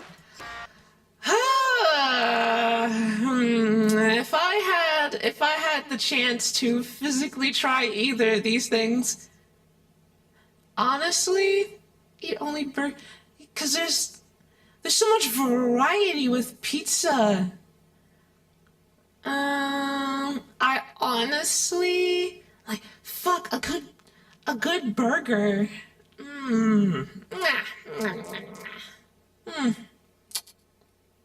I think burgers. Yeah, I'll go burgers. And then it's like Elvis did. Whoa, mama. Always be 10 minutes late or always be 20 minutes early? 20 minutes early. Them raises are gonna hit different. Wow, you're such a good employee.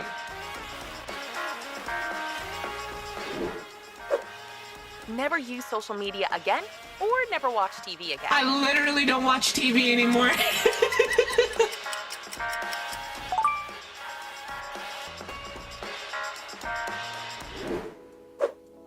Have unlimited money but no friends? Or many friends but little money? Many friends but little money. I couldn't live in this world alone.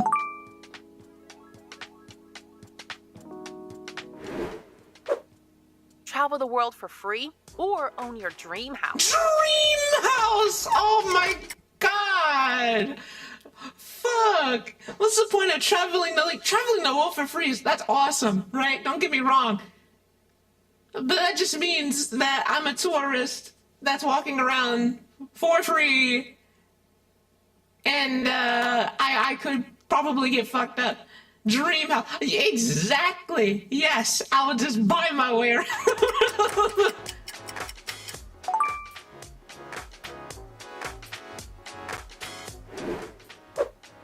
Be super rich but unknown or famous but poor? I would rather be... The whole point of being famous or wanting to be famous is to be rich. So if I was super famous but poor, that would be like the most unideal lifestyle for me. Unidealistically, if you are famous, you do not want to be poor. That is one way to be ridiculed by the media. I want to be unknown and rich. You don't gotta know me. I got money though. Fuck you.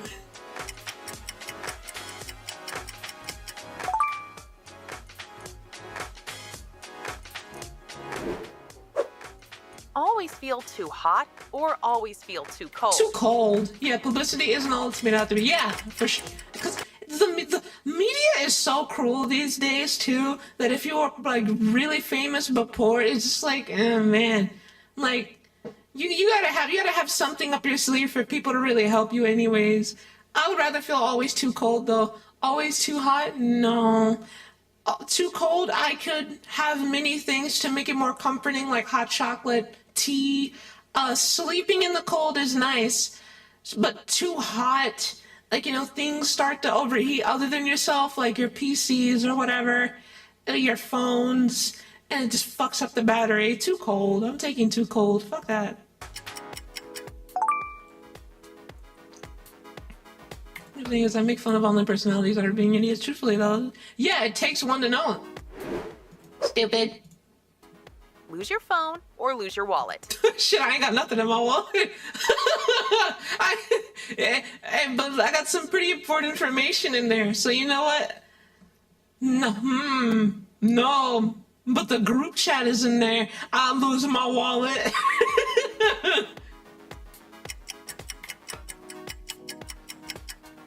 Cards can be locked through banking apps anyways to IDs. Yeah, the ID is crazy. That is pretty crazy. License, yeah. Digital. All right. Be able to fly or be invisible. Now, okay, both of these have their uses.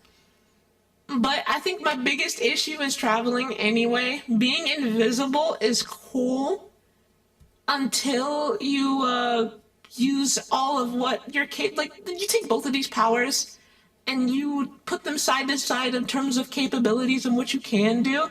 Flying is just miles better. You don't gotta worry about gas. You can go wherever you want. Like, of course you gotta, handle flying. You gotta get used to it. But, like, I take flying any day over being invisible. Invisible with no clothes or no clothes. It makes, that's true. Right? Because if I had clothes on and then, like, I'm invisible and people still see me without my clothes, then, like, I don't really want to get naked. Because if I get naked, I'm gonna feel that air on me. And that air, depending if it's good or not, might not be the best. I'll be flying. Invisible, it has too many underlying factors that make me do and don't want to do it. I choose fun because I can already do it. I already know you can.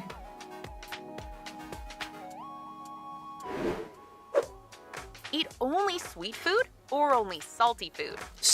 Eating too much sweet food makes your tummy upset. And like eating only salty food, you get that feeling on your tongue. Like it just gets really dry from all the salt. This is kind of a hard one. I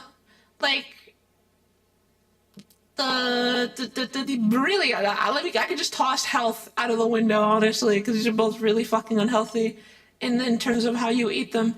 But I have more fun taking sweet food because, you can put fruit in here. You could definitely put fruit in here to make it, like, really good.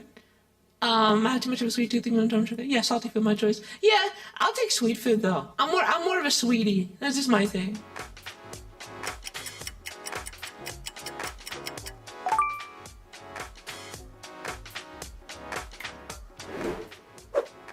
Have no internet or no air conditioning. Oh, you asked too much of me.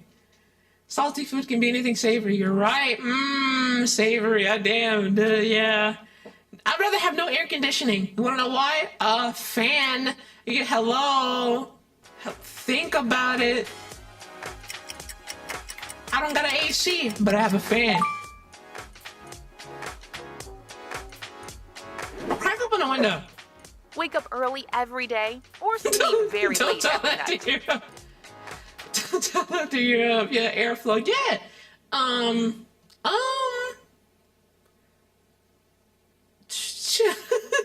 What's crazy is I already do both of these things whenever I would really want. But if I had to do it on a constant basis, nothing really goes on during my early day, I'll be honest. Not much happens. Like, I chill, I chill pretty much. I try to, keep things going somehow, get myself mentally prepared for things. Sleep very late at night every night, honestly. Like, in my current day-to-day, I sleep very early. These are hard. Yeah, this is hard to answer, but, well, for the average person, I'm not average. I'm me. I'm better. Only whisper for a year or only shout for a year. People are gonna fucking hate me. Only shout for a year. At least you understand what I'm saying. Imagine being at a concert. What? Huh? What? What the fuck are you saying? Oh, I said this is a really good concert. Oh, okay.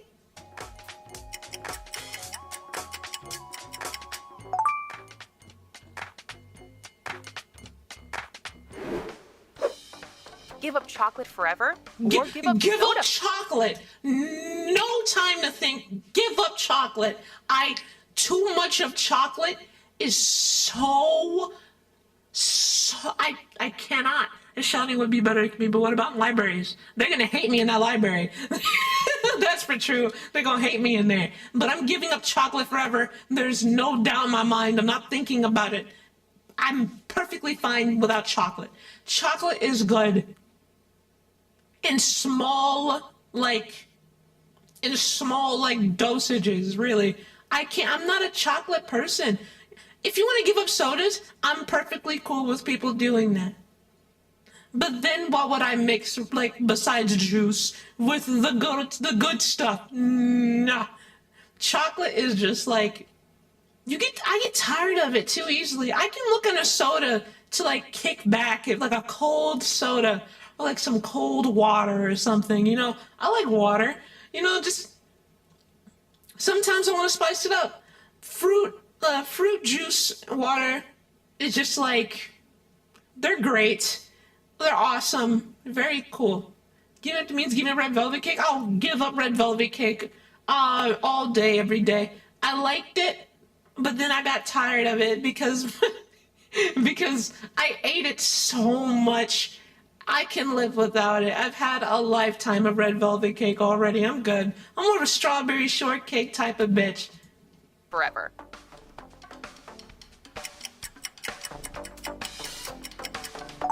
You get diet soda, no milk solids. Yeah, I'm lactose intolerant. Never watch YouTube again, or never use TikTok again. There's some people who already don't really use TikTok. I at this day and age, I'm never watching YouTube again. YouTube, currently in its current state, TikTok is funny as hell. There's so much funny shit on TikTok. But, like, there's funny stuff on YouTube. But then, like, I hate to be the comparison. Comparison is a thief of joy. But there's not much to really soak in and enjoy with today's YouTube. Has more content variety? No. Yes and no.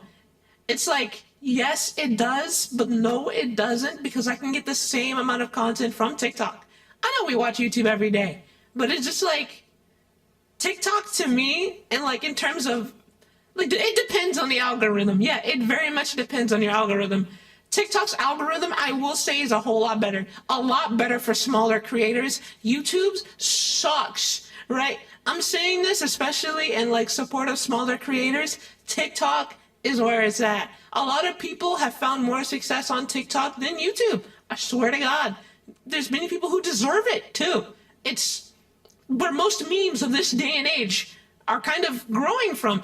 And I love the memes here. I love it. And just as a whole, TikTok, I'm taking TikTok over YouTube Shorts any day. Real shit.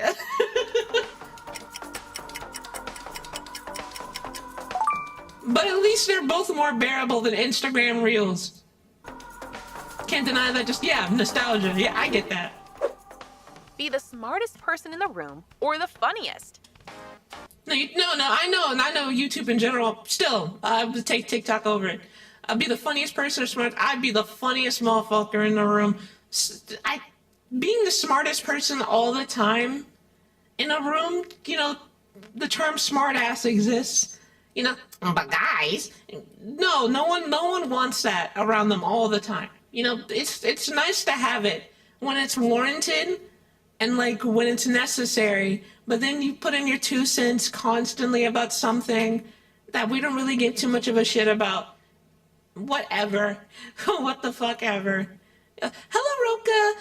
Being funny is warranted in like almost every situation, right? You can bring light to any bad situation if you're genuinely funny.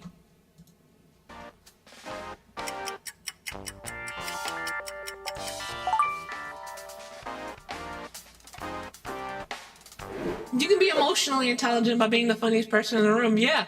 Whereas people can become super rigid when they rely on general intelligence, yeah. Live in the mountains or on the beach?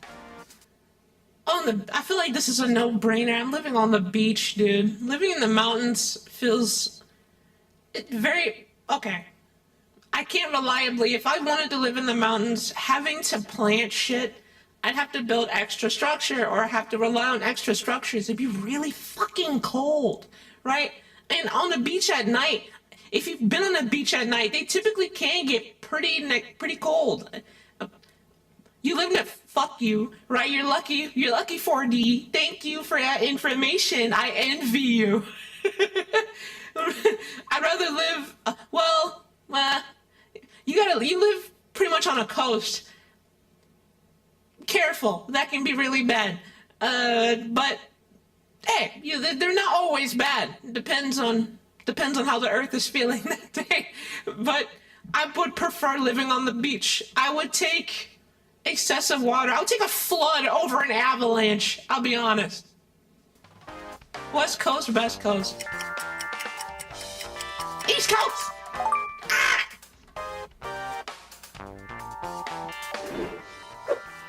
Only walk everywhere or only run everywhere? Now look, listen. The casuals would only walk. Me, I am speed. I'm running. Fuck you.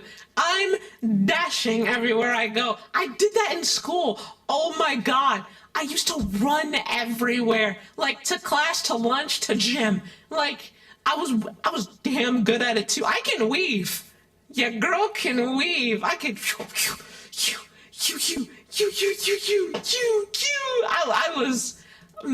I was a speedster. I'm damn good at dodging.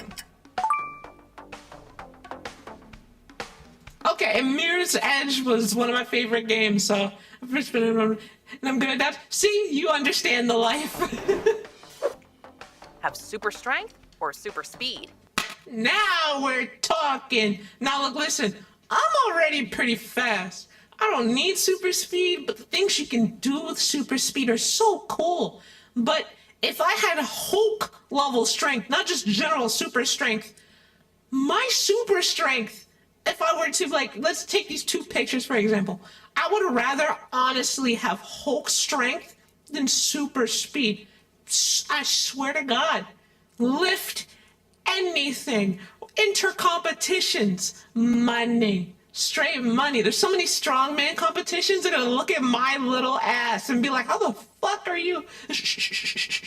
No, we power scale, let's break the universe. Yeah, the fact that this gamma fucker is like punching black holes and punching the void of space is insane. By the way, read the Infernal Hulk comic line. It's crazy. And yes, I know I have both of those things, but I'm just thinking if I had one of them.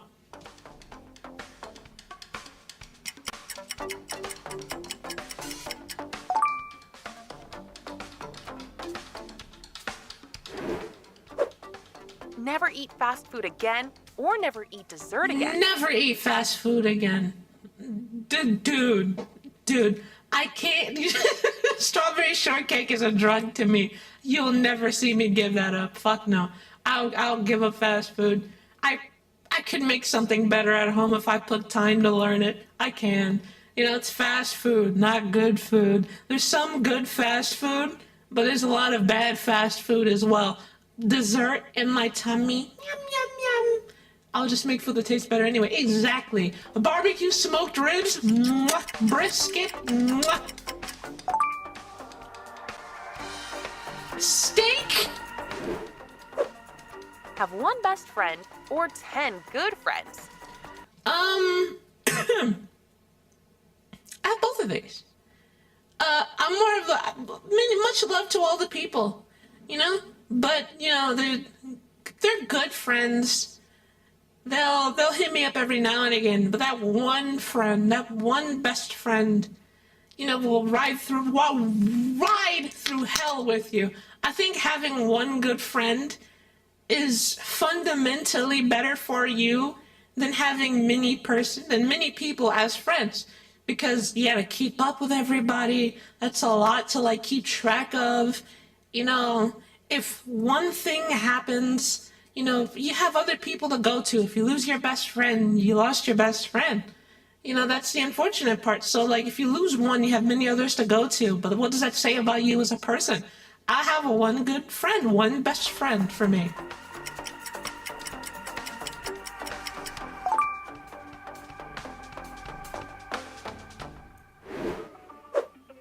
Be always busy or always bored? Busy. I would rather always be busy. Boredom is such a humdrum feeling. I can't stand it. Just the feeling of having nothing to do just sucks, really. Yeah, I hate being bored. If I'm busy, at least I'm doing something, especially if I'm making money.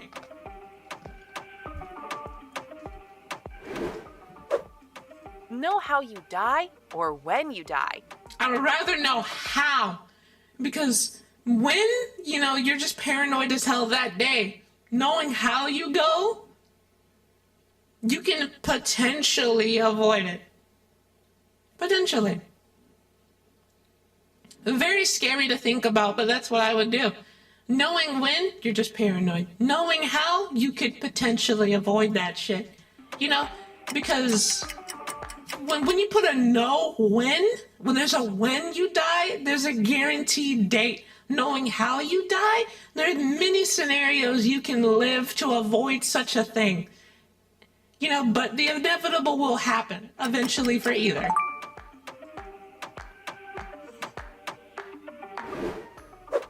But if you know, Loved or if you know how it's guaranteed to happen, yeah, no, there's a guarantee for both. But like, you have more chances with knowing if you know how you're going to die to like avoid it and like prolong your life. A good example is Final Destination. Literally, that entire movie is knowing how someone's gonna die, not when someone's going to die. That's the thing, because you can still very much fuck up and make something happen to cause it to happen. It's literally just Final Destination of knowing how, but never when. Affected. They don't know in universe, though. No, they know. The one person that does, because there's one person that has the ability to see what happens, and they prevent many things that happen in the movie. So like, there's the main character or ters, because I'm pretty sure there's one where two people could see what happened. That they can see how people or themselves could die or are going to die, and they try to prevent and save the people around them, and eventually, you know, toward the end of the movie, you know, either no one survives or the person that has the powers is cursed to die. Like, I'm pretty sure there's no protagonist in Final Destination ever to live because of that power.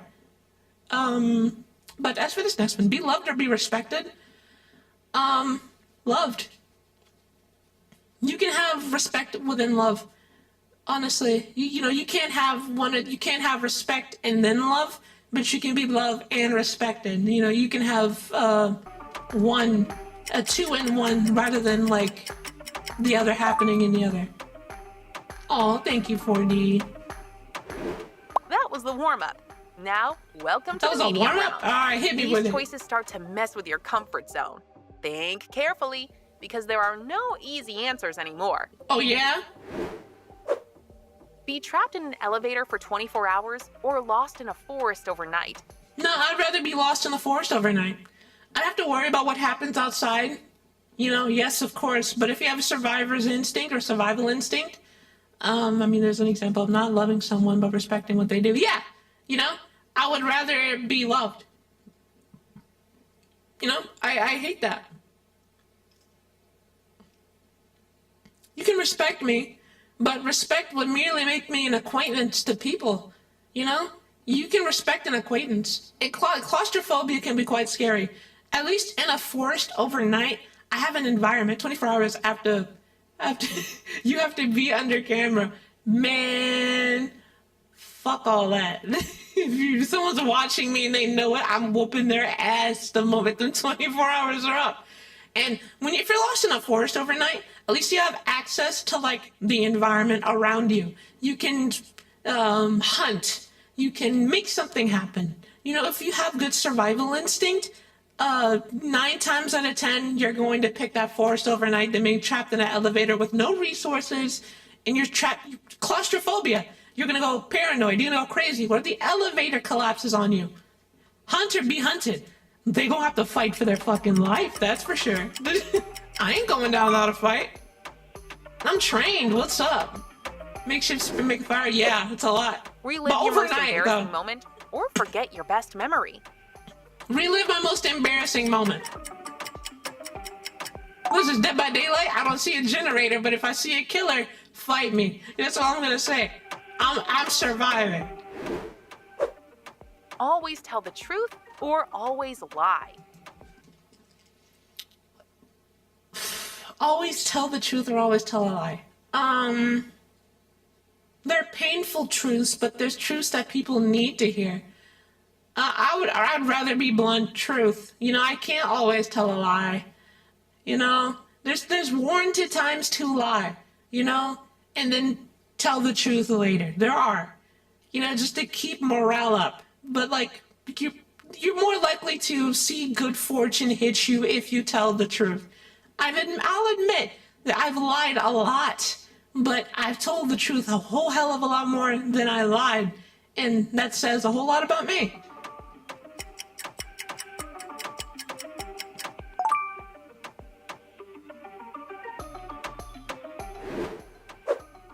Lose your Truth's job. important, although sometimes telling the truth in the wrong situation. Yeah, lying is absolutely, completely circumstantial. It depends. I'd rather be blunt, but understand what a lie is necessary. Yeah, that's what I would do. Or lose your phone forever. Lose my phone, dude. Right? I can get like, I can make some shit happen. I got a PC, brother. I'm good. I can make some shit happen. Get my Discord or something back on my phone. Yeah, you know, I love how we're all like-minded. This community is awesome. But I'd rather lose my phone forever. I would not rather want to lose my job forever. You know, yeah, would you rather, you know, lose your house, lose putting food in your fridge, or lose your contact list, you know, some social media apps that clearly you can log on into other phones or devices? I'm losing my phone. Fuck that. Thank you for the penny catapult, Ericatus. Thank you for the bits. Ah!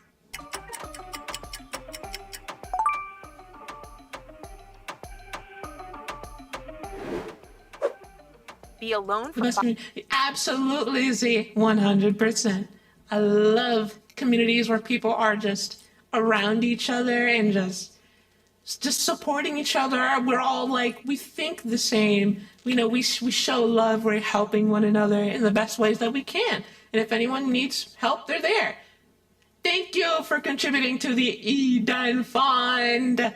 I will use this to get potato chips. Thank you.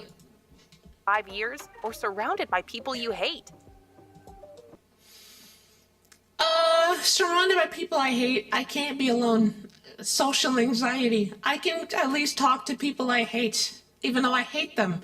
I hardly hate anybody. So you'd have to put me around the worst people in the fucking world. I could find a way to like them, maybe, but that still probably won't change my perspective on them. For 5 years? Hell no.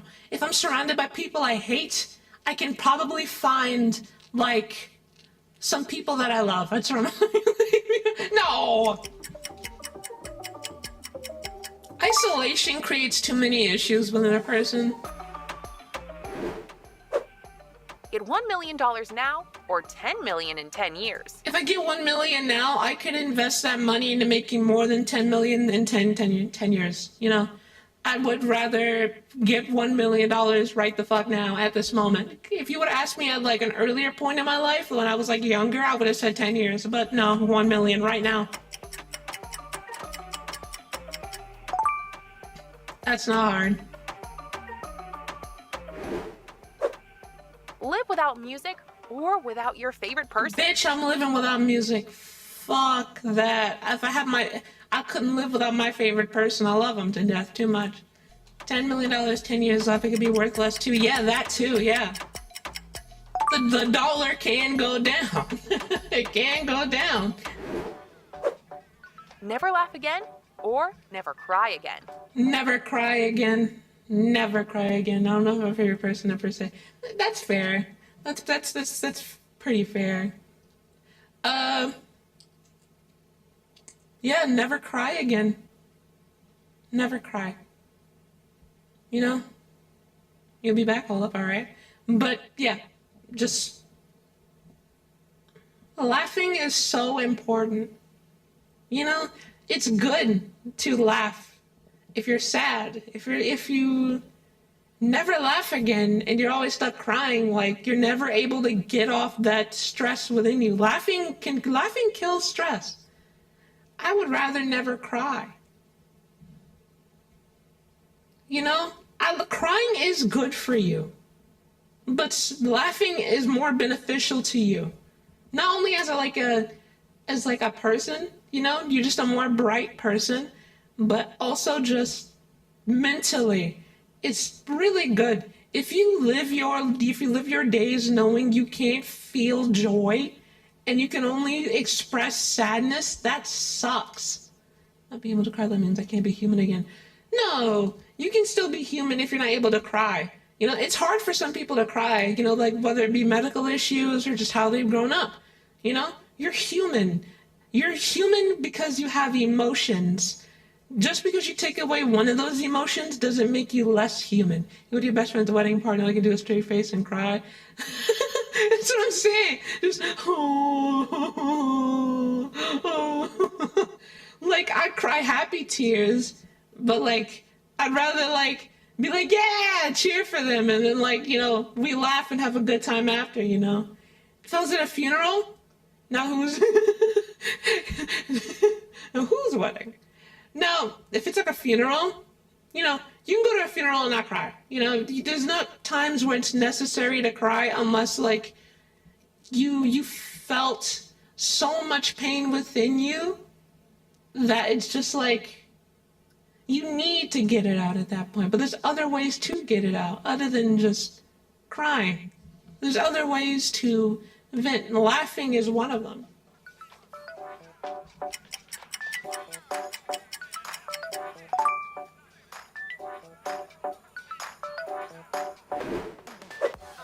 Be feared or be ignored. See, okay, you can be feared and respected. Being ignored? Hell no. I'll be damned if you ignore me. I hate that shit. Fear me. I will say that. Very ruler sounding. But you can still be loved and feared. You can still be respected and feared. It's called being a parent.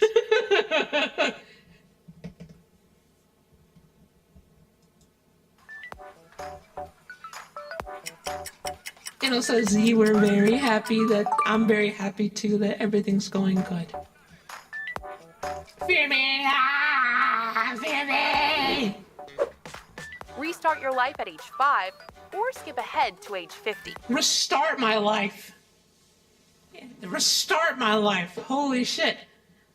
Like, to 50? No. I'd rather restart. So I could, like... well, that means I have to spend more time in this world. 50. Fuck it. Get me out of here.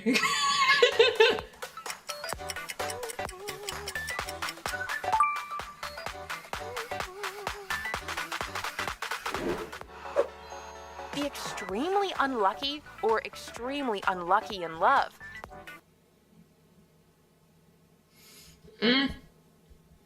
Extremely unlucky. I'd rather be extremely unlucky.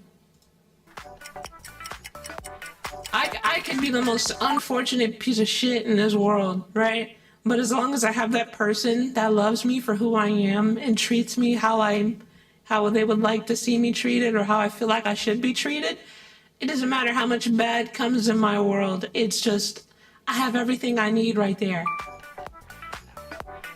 I have that. Always feel watched or always feel followed. I always feel like I'm watched. It's a flat unlucky and everything. Oh man.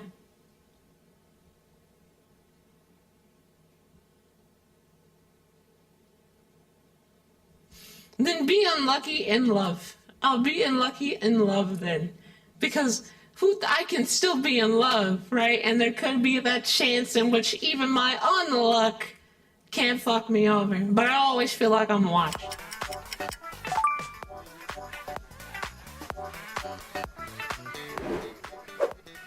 Lose all your memories or never make new ones.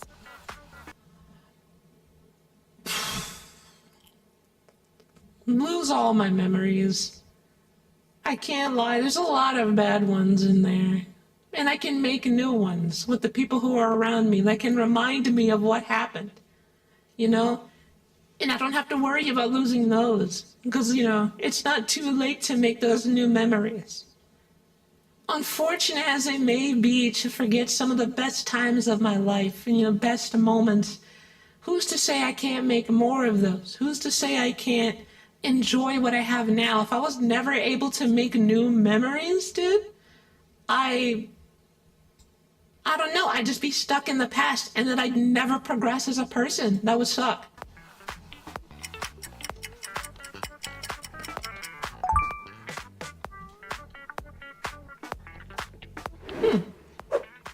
Yeah. Live in a horror movie or a disaster movie? Horror movie. Disaster movies usually end in everyone dying. In a horror movie, there's a chance you live, you know? So I'd go with the chance where I can be alive than be guaranteed wipe the fuck off the earth. I'm good.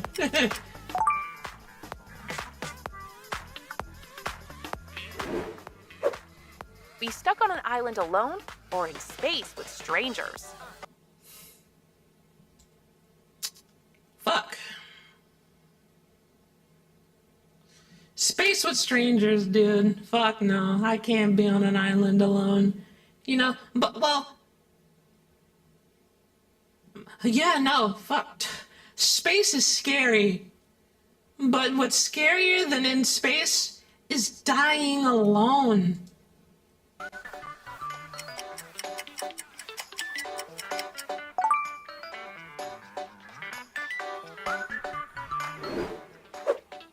Be famous worldwide or powerful in secret? With me being powerful in secret, I could get money and I don't really have to be famous. I'd rather be powerful in secret. Give me powers. Let me be Spider-Man. Well, not all like Spider-Man. I love him. But let me be entirely like him, please. Never sleep again or never eat again? Oh my God. Never... Okay, well,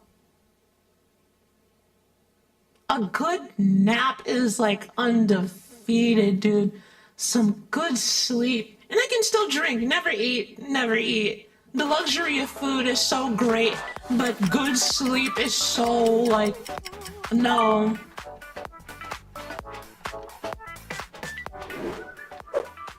Be rich and sad or poor and happy? Wiping away my tears with money. Never eating again means you die. Well, no, if I never eat again, right? This will also come with the fact of I never have to eat again. Maybe, you know? If I never had to eat, then I never need to eat. Think about it. And how the fuck I get to this point to begin with if I never had to eat again?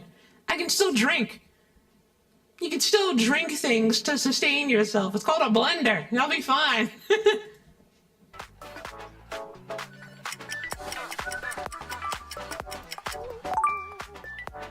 Wiping away my tears, dude.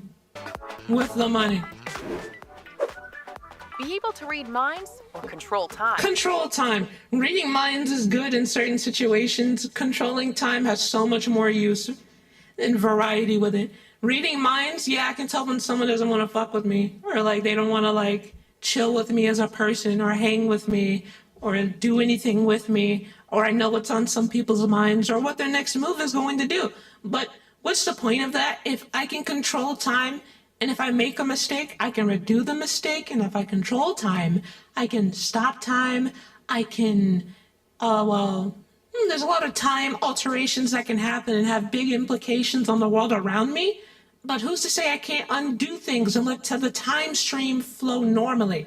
You know, space-time continuum can be quite a crazy thing. So you might mind way too much. It's because I'm not too bad at it.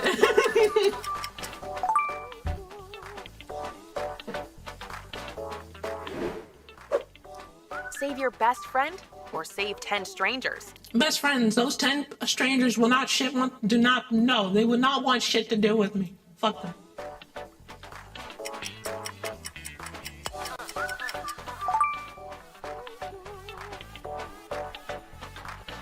What's that hard? Be immortal or know your death date? Immortal. As much as I sometimes hate staying in this world, with immortality, I can carry on wisdom and I can experience things for the people who never will get to see them. It'll be sad in theory, but with the immortality of just being able to live for that long and seeing time go by and maybe hopefully there's progression, I can live that out for people who never get to see it. Like, there's the lonely aspect of, like, you know, all the people you once knew are gone, but, like, and there's more people to meet, more friends to make. Live without emotions As sad as it or is. feel everything too deeply? Feel everything too deeply. If I live without emotions, then that's fucking awful. I'd be the most drone AI ever. Beep, boop, beep. I'm Eden. Hello. Lose your voice or lose your hearing? Hearing. No. Voice.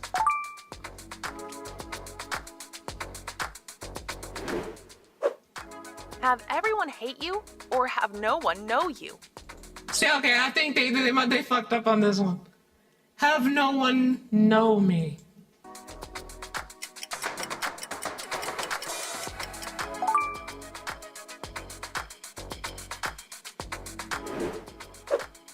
Change your past or see your future? If I changed my past, I wouldn't be able to get to where I am now and meet the people that I already know. I'd rather see my future.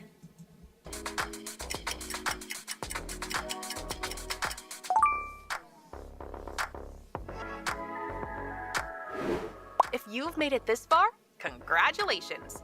But this is where the game becomes brutal. Oh yeah? The hard rounds Show test me! your morals, Show your fears, me! and your limits.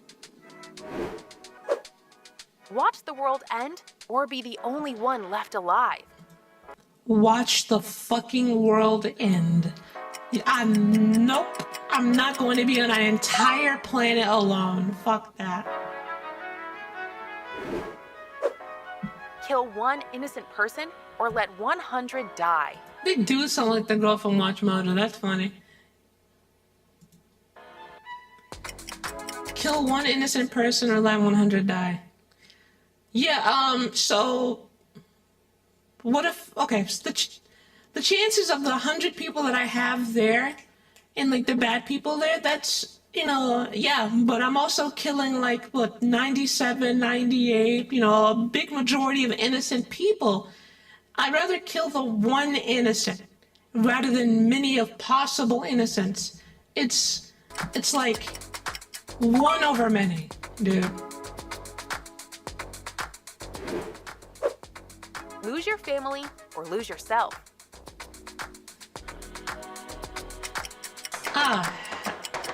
Myself. It's a tough dilemma, yeah. Be tortured for a year or die instantly. Die instantly, what the fuck? It's not hard. Why would I want to be tortured? Live with guilt forever or live with regret forever. See, okay, this one can be pretty hard.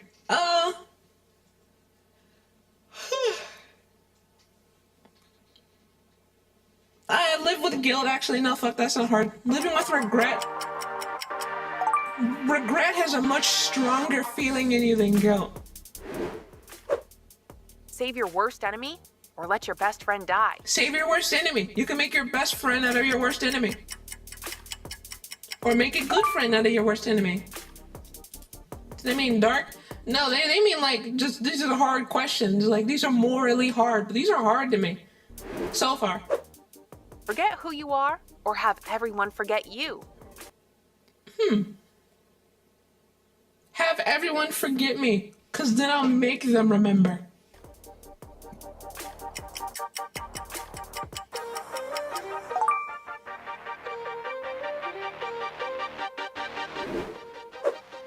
Be blind or be deaf?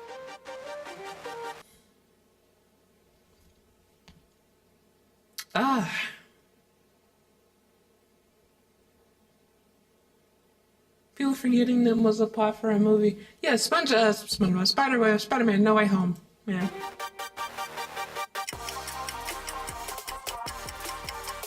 I'd rather be deaf. Seeing is such a privilege. Live in constant pain or constant fear? Fear. Because if you lived in constant pain,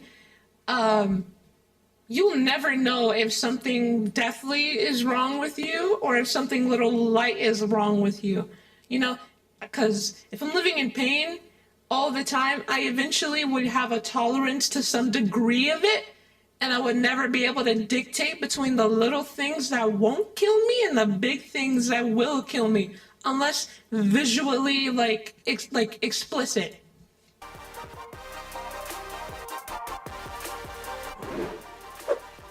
Choose who lives and who dies every day. Who dies? Choose who dies, dude. Because, honestly, in my opinion, it's not my choice to choose, you know, who gets to live, you know? But it's not my choice to get who chooses to die either. But it's way easier to weed out the people that have already made a mark in their life and who needs to be gone. Straight up supervillains need to be gone these days, dude. Because who knows what's going to happen in people's lives? You know, what if there's a horrible person I choose to let live and I never knew about it? I would live with that regret. Be betrayed by everyone you love or never trust anyone again. This one can be hard. This one can be hard. No one wants to feel betrayed. I don't want to, so I never trust anyone again.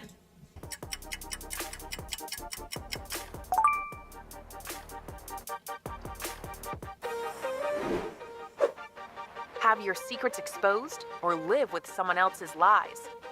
I could live with someone else's lies. People do that every day. Be stuck reliving the same day forever or lose all sense of time? I already do. I'm losing all sense of time.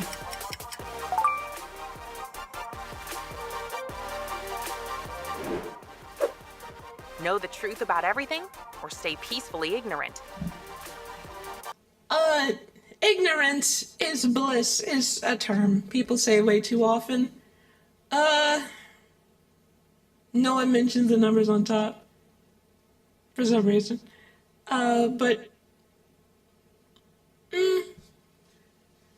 knowing the truth about everything is good, but it also puts a target on my back. You know? Knowing the truth about every little thing, not everyone's going to believe me. So I'm going to have this feeling of knowing what really goes on in the world, but who's going to believe me? And if I tell the wrong people, I could be taken in. I could be killed for that information. I'll stay peacefully ignorant.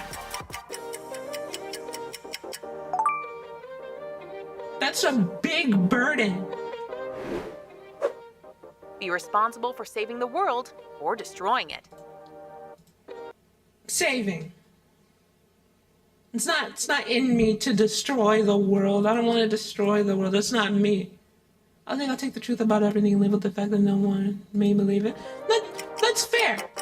Because at least you know what's right from wrong. There's nothing wrong with that.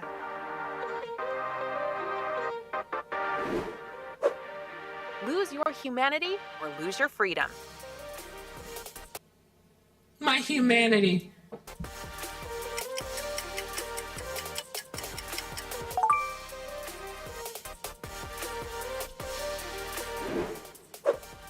Be loved for who you are not or hated for who you are?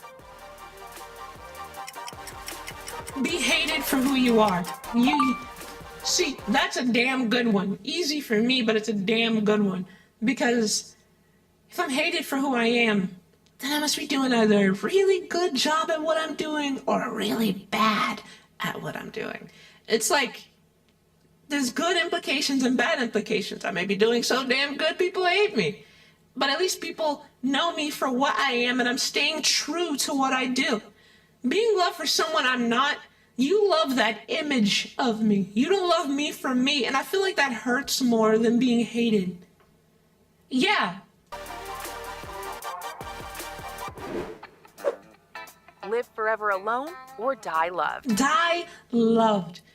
As much as I hate to leave the person behind that loves me, at least I went down knowing that I was loved, and they can take down with them that there's someone that shared that love to them and will always love them in life and death. You know? I can't live forever alone. That's miserable.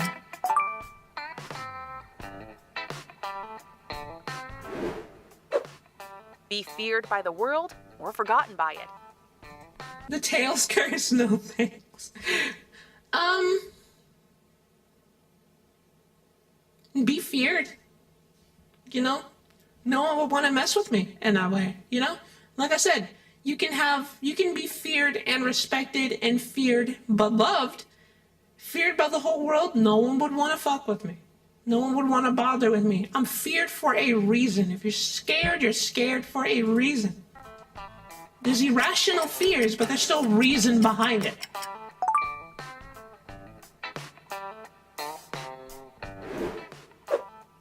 Sacrifice yourself to save others, or sacrifice others to save yourself. I'm pulling a Vegeta. I'm pulling a Vegeta. You know, fucking Trunks, Bulma, and yes, even you, Kakarot. I'm gonna blow myself up. Ah!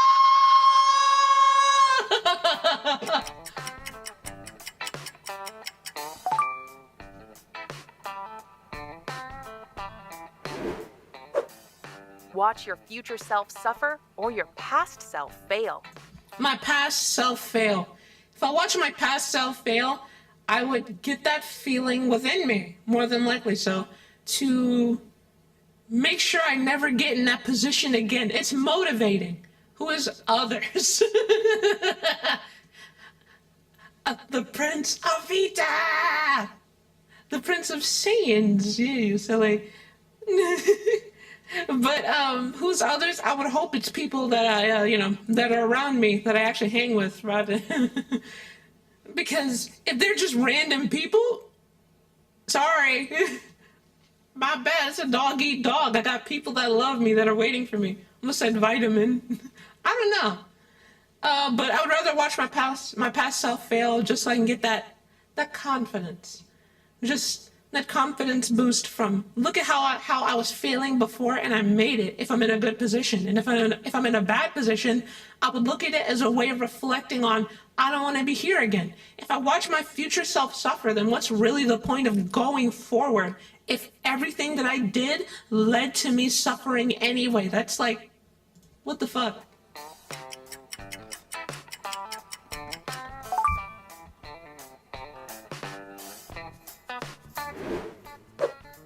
Never feel happiness again, or never feel Never feel sadness again. I want to be the ball of joy that makes people happy when they are sad. I don't care if I'm sad. I care about people around me if they're sad. Get the sadness out of here. Depression, I hate that. Anxiety, I hate that. Right? It's either be happy or angry. I'm not taking sadness because this is the easiest one, bar none, of everything that I've seen. For a very good reason. I want to make people happy. Be forced to lie every day or never speak again. Oh, okay. Well, never be forced to lie every day or never speak again. I don't know why that's lose sleep in winter. But be forced to lie every day or never speak again. Guess what fall sent you? I wonder what fall sent you. I would rather be forced to lie because You know, it's never like, never speak again, we hope it's still new. It just, speaking's my whole thing. You know, that's what I do best. Being forced to lie every day, it's like, I can still tell truth. We still have TTS, this is true. It's like, with it, I can lie, but there's still some truth. There's either some truth to my lies, or I can still tell some truths, but I would still have to lie at some point every day. Text to speech is cool, but it's just like, nothing wrong here.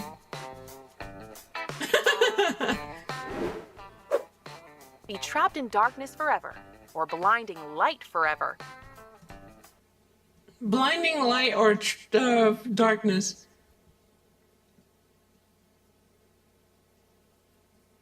Kingdom Hearts type beat. I'd rather be trapped in blinding light. The worst times of like anyone's dreams or nightmares.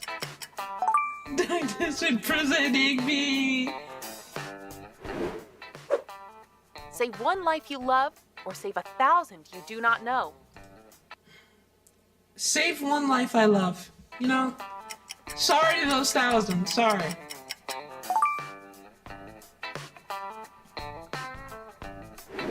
This is it, the impossible round. These are I the do and choices don't no know one wants the to no. face. There are no right answers, only the truth about who you really are. Kill your past self or your future self? Oh man, what a question. I would honestly rather kill my, my future self, you know? Because then I can change that future. Somehow.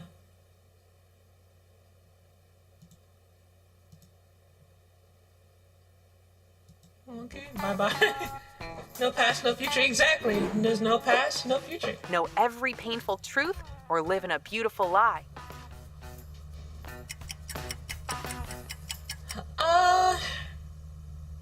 I would rather...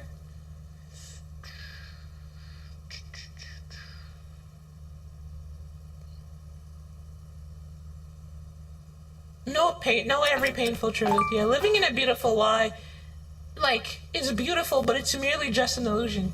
And let's barbecue the world. Destroy the world to save one person, or sacrifice that person to save the world? It depends on the person, but if it's someone close to me, well, they're actually thinking about it longevity-wise. If I destroy that world to save that one person will probably be really upset at me because we'd have nowhere to go. I'd sacrifice that person to save the world. Come on.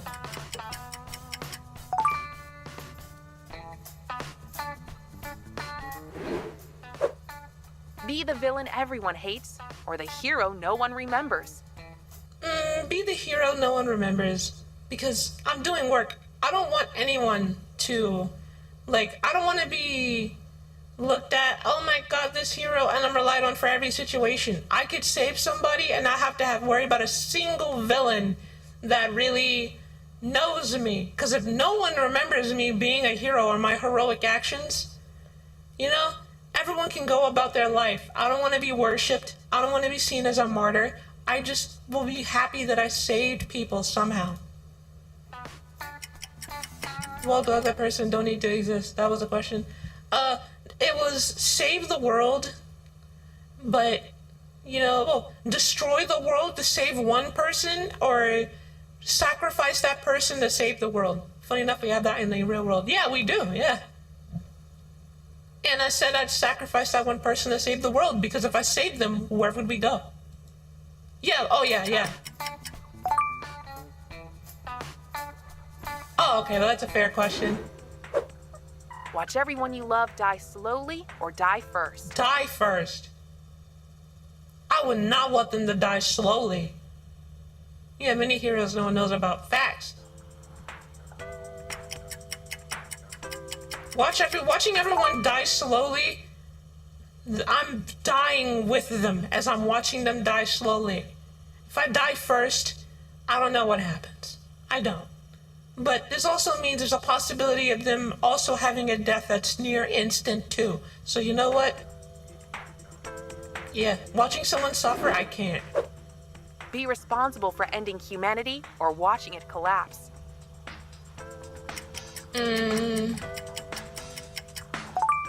Well, okay.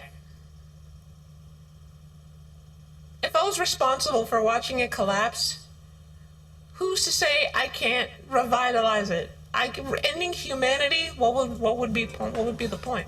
If there's a logical point to end humanity, sure. The stupid number was Never exist at all, or exist that. forever in suffering. Never exist.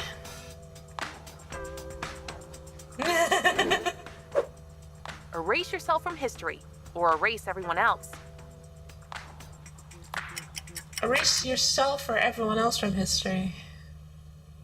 I don't have any impact or importance enough in life to really say I was truly ever a part of anything historical, so just erase myself.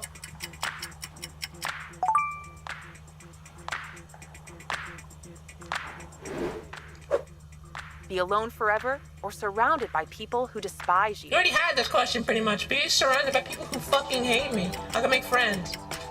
Oh no, it was surrounded by people that I hate, but I can make friends out of those people who hate me. Be forced to betray everyone you love, or be betrayed by them.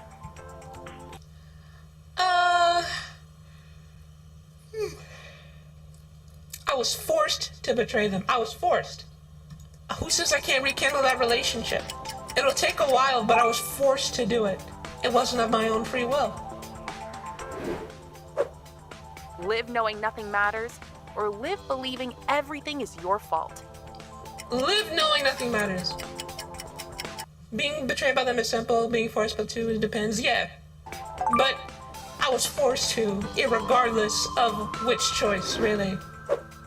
Choose one person to survive the apocalypse, or choose no one. That's a big burden to put on somebody. You know, choose one person to survive.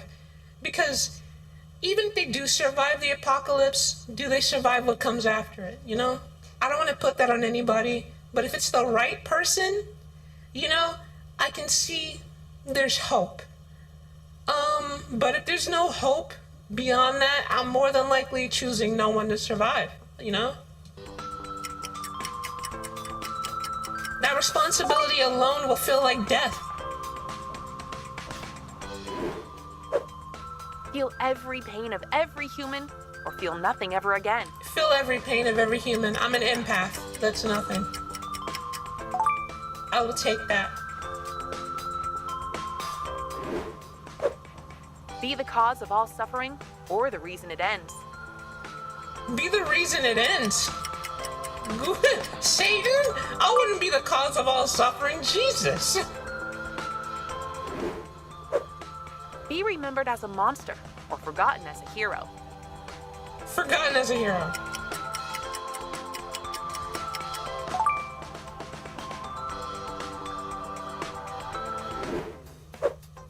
Give up your soul for infinite power, or keep your soul with nothing.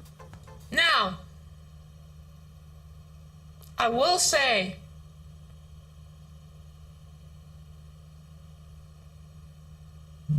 give up my soul for infinite power for a good reason. I could use that power for good, right? Keeping my soul with nothing, I lost the opportunity to change the world. I don't want to change the world into my image. I would try to help people as best as I can. Giving myself to being able to help people with what they need, if it's ethical and within reason, and doesn't defy any and all of logic, I would help. You know?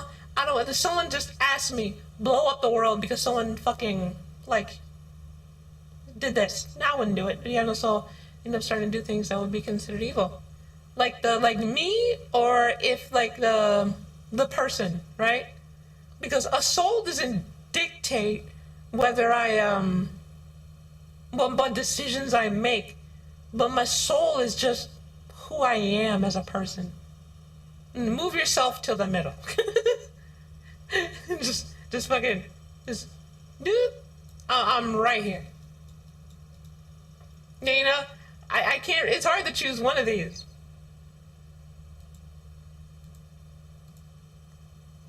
Cause like, on one hand you got this, on the other hand you got that. It's just, and honestly, I'd give myself up if it meant I can use my power to help people. I'm fixing 4 computers. Is that what you're doing with your infinite power?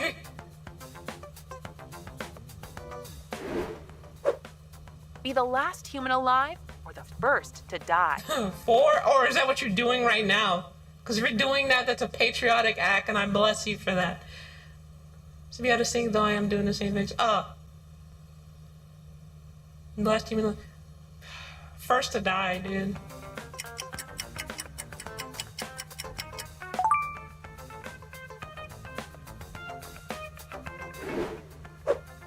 Save the world but lose everyone you love, or save your loved ones and doom the world.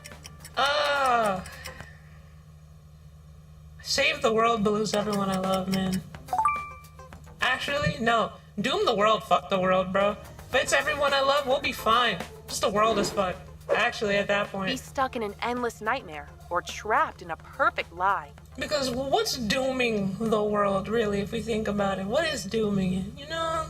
If everyone that know that will be okay and we'll still have the planet that we're on, you know, there's still shit to do. How it depends on what calamity hits the world, you know? I'd rather be trapped in a perfect lie than an endless nightmare.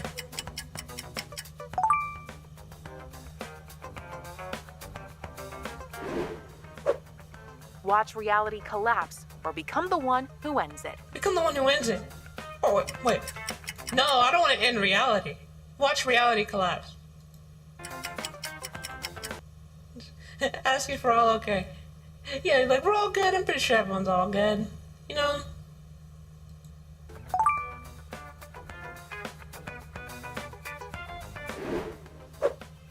Live knowing your existence is a mistake, or never know anything at all. If never knowing anything at all. And live knowing your existence is a mistake. Shit. I mean, I already know that one. Give me the red one.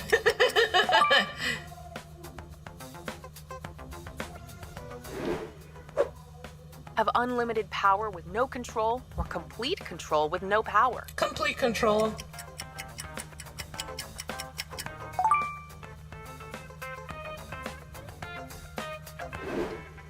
I can get power later. Choose who deserves to live or who deserves to die. I already did this one. Who deserves to die?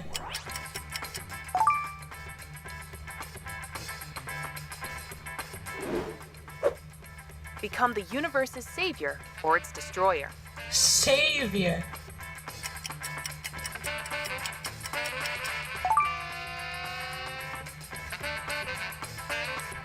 Too many. Who goes first? Erase all suffering forever, but erase love too, or let both exist. Let both exist.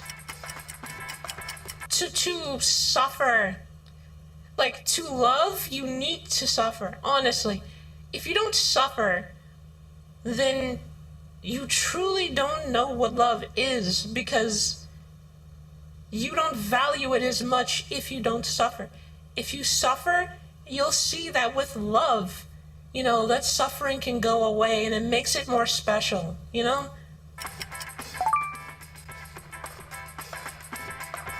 The same person or different person? You made it to the end. This is a general question, like you're erasing the concept or not. But, that's the last video for today.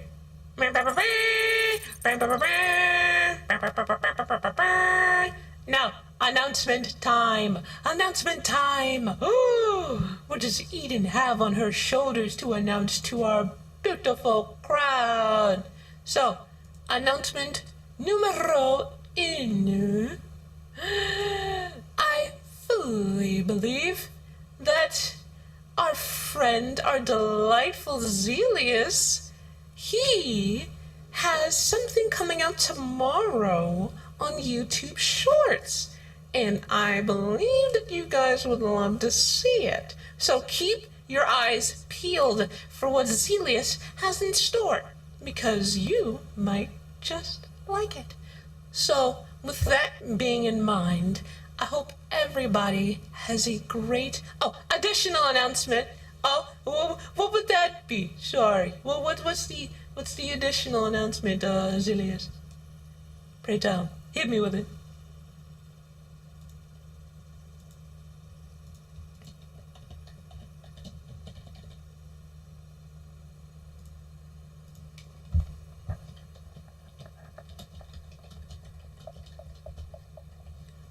Yes, we're going to be opening a TikTok for both me and Zelius, for clips and many other things.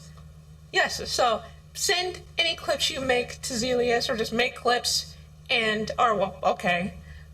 Fuck tomorrow, we're gonna get a few minutes / hours. We're gonna be posting clips there, support us. We're gonna try and boost that account up, get some love going, from you guys. And that would be really cool. Let's make some great clips. Let's have some good times. But with those two announcements being in mind, I hope everyone has a great night and had a great time here. I'm happy to have reacted to these videos. Do be on the lookout for our next stream, or my next stream. I'm going to be playing some Grounded 2. We're going to be dealing with some bugs. Of the big and small assortment. We're going to be trying to find a way to get out of I believe it's a park. We're in a park in Grounded 2. We're going to try and survive in the park. So check us out on YouTube, TikTok, or both of our TikToks. And hey, we'll see you guys later. Have a good night. And remember to eat your potato chips. Eat your potato chips. We're going to be raiding Lilybell. Everyone, get your pitchforks and shit ready. We're gonna raid them. We're gonna take them over. No, we're not gonna take them over. We're gonna give them a good time. Make sure to give them a good audience, guys. Be real good. Good support. Raid! Raid! Ah! All right, guys. Catch you later.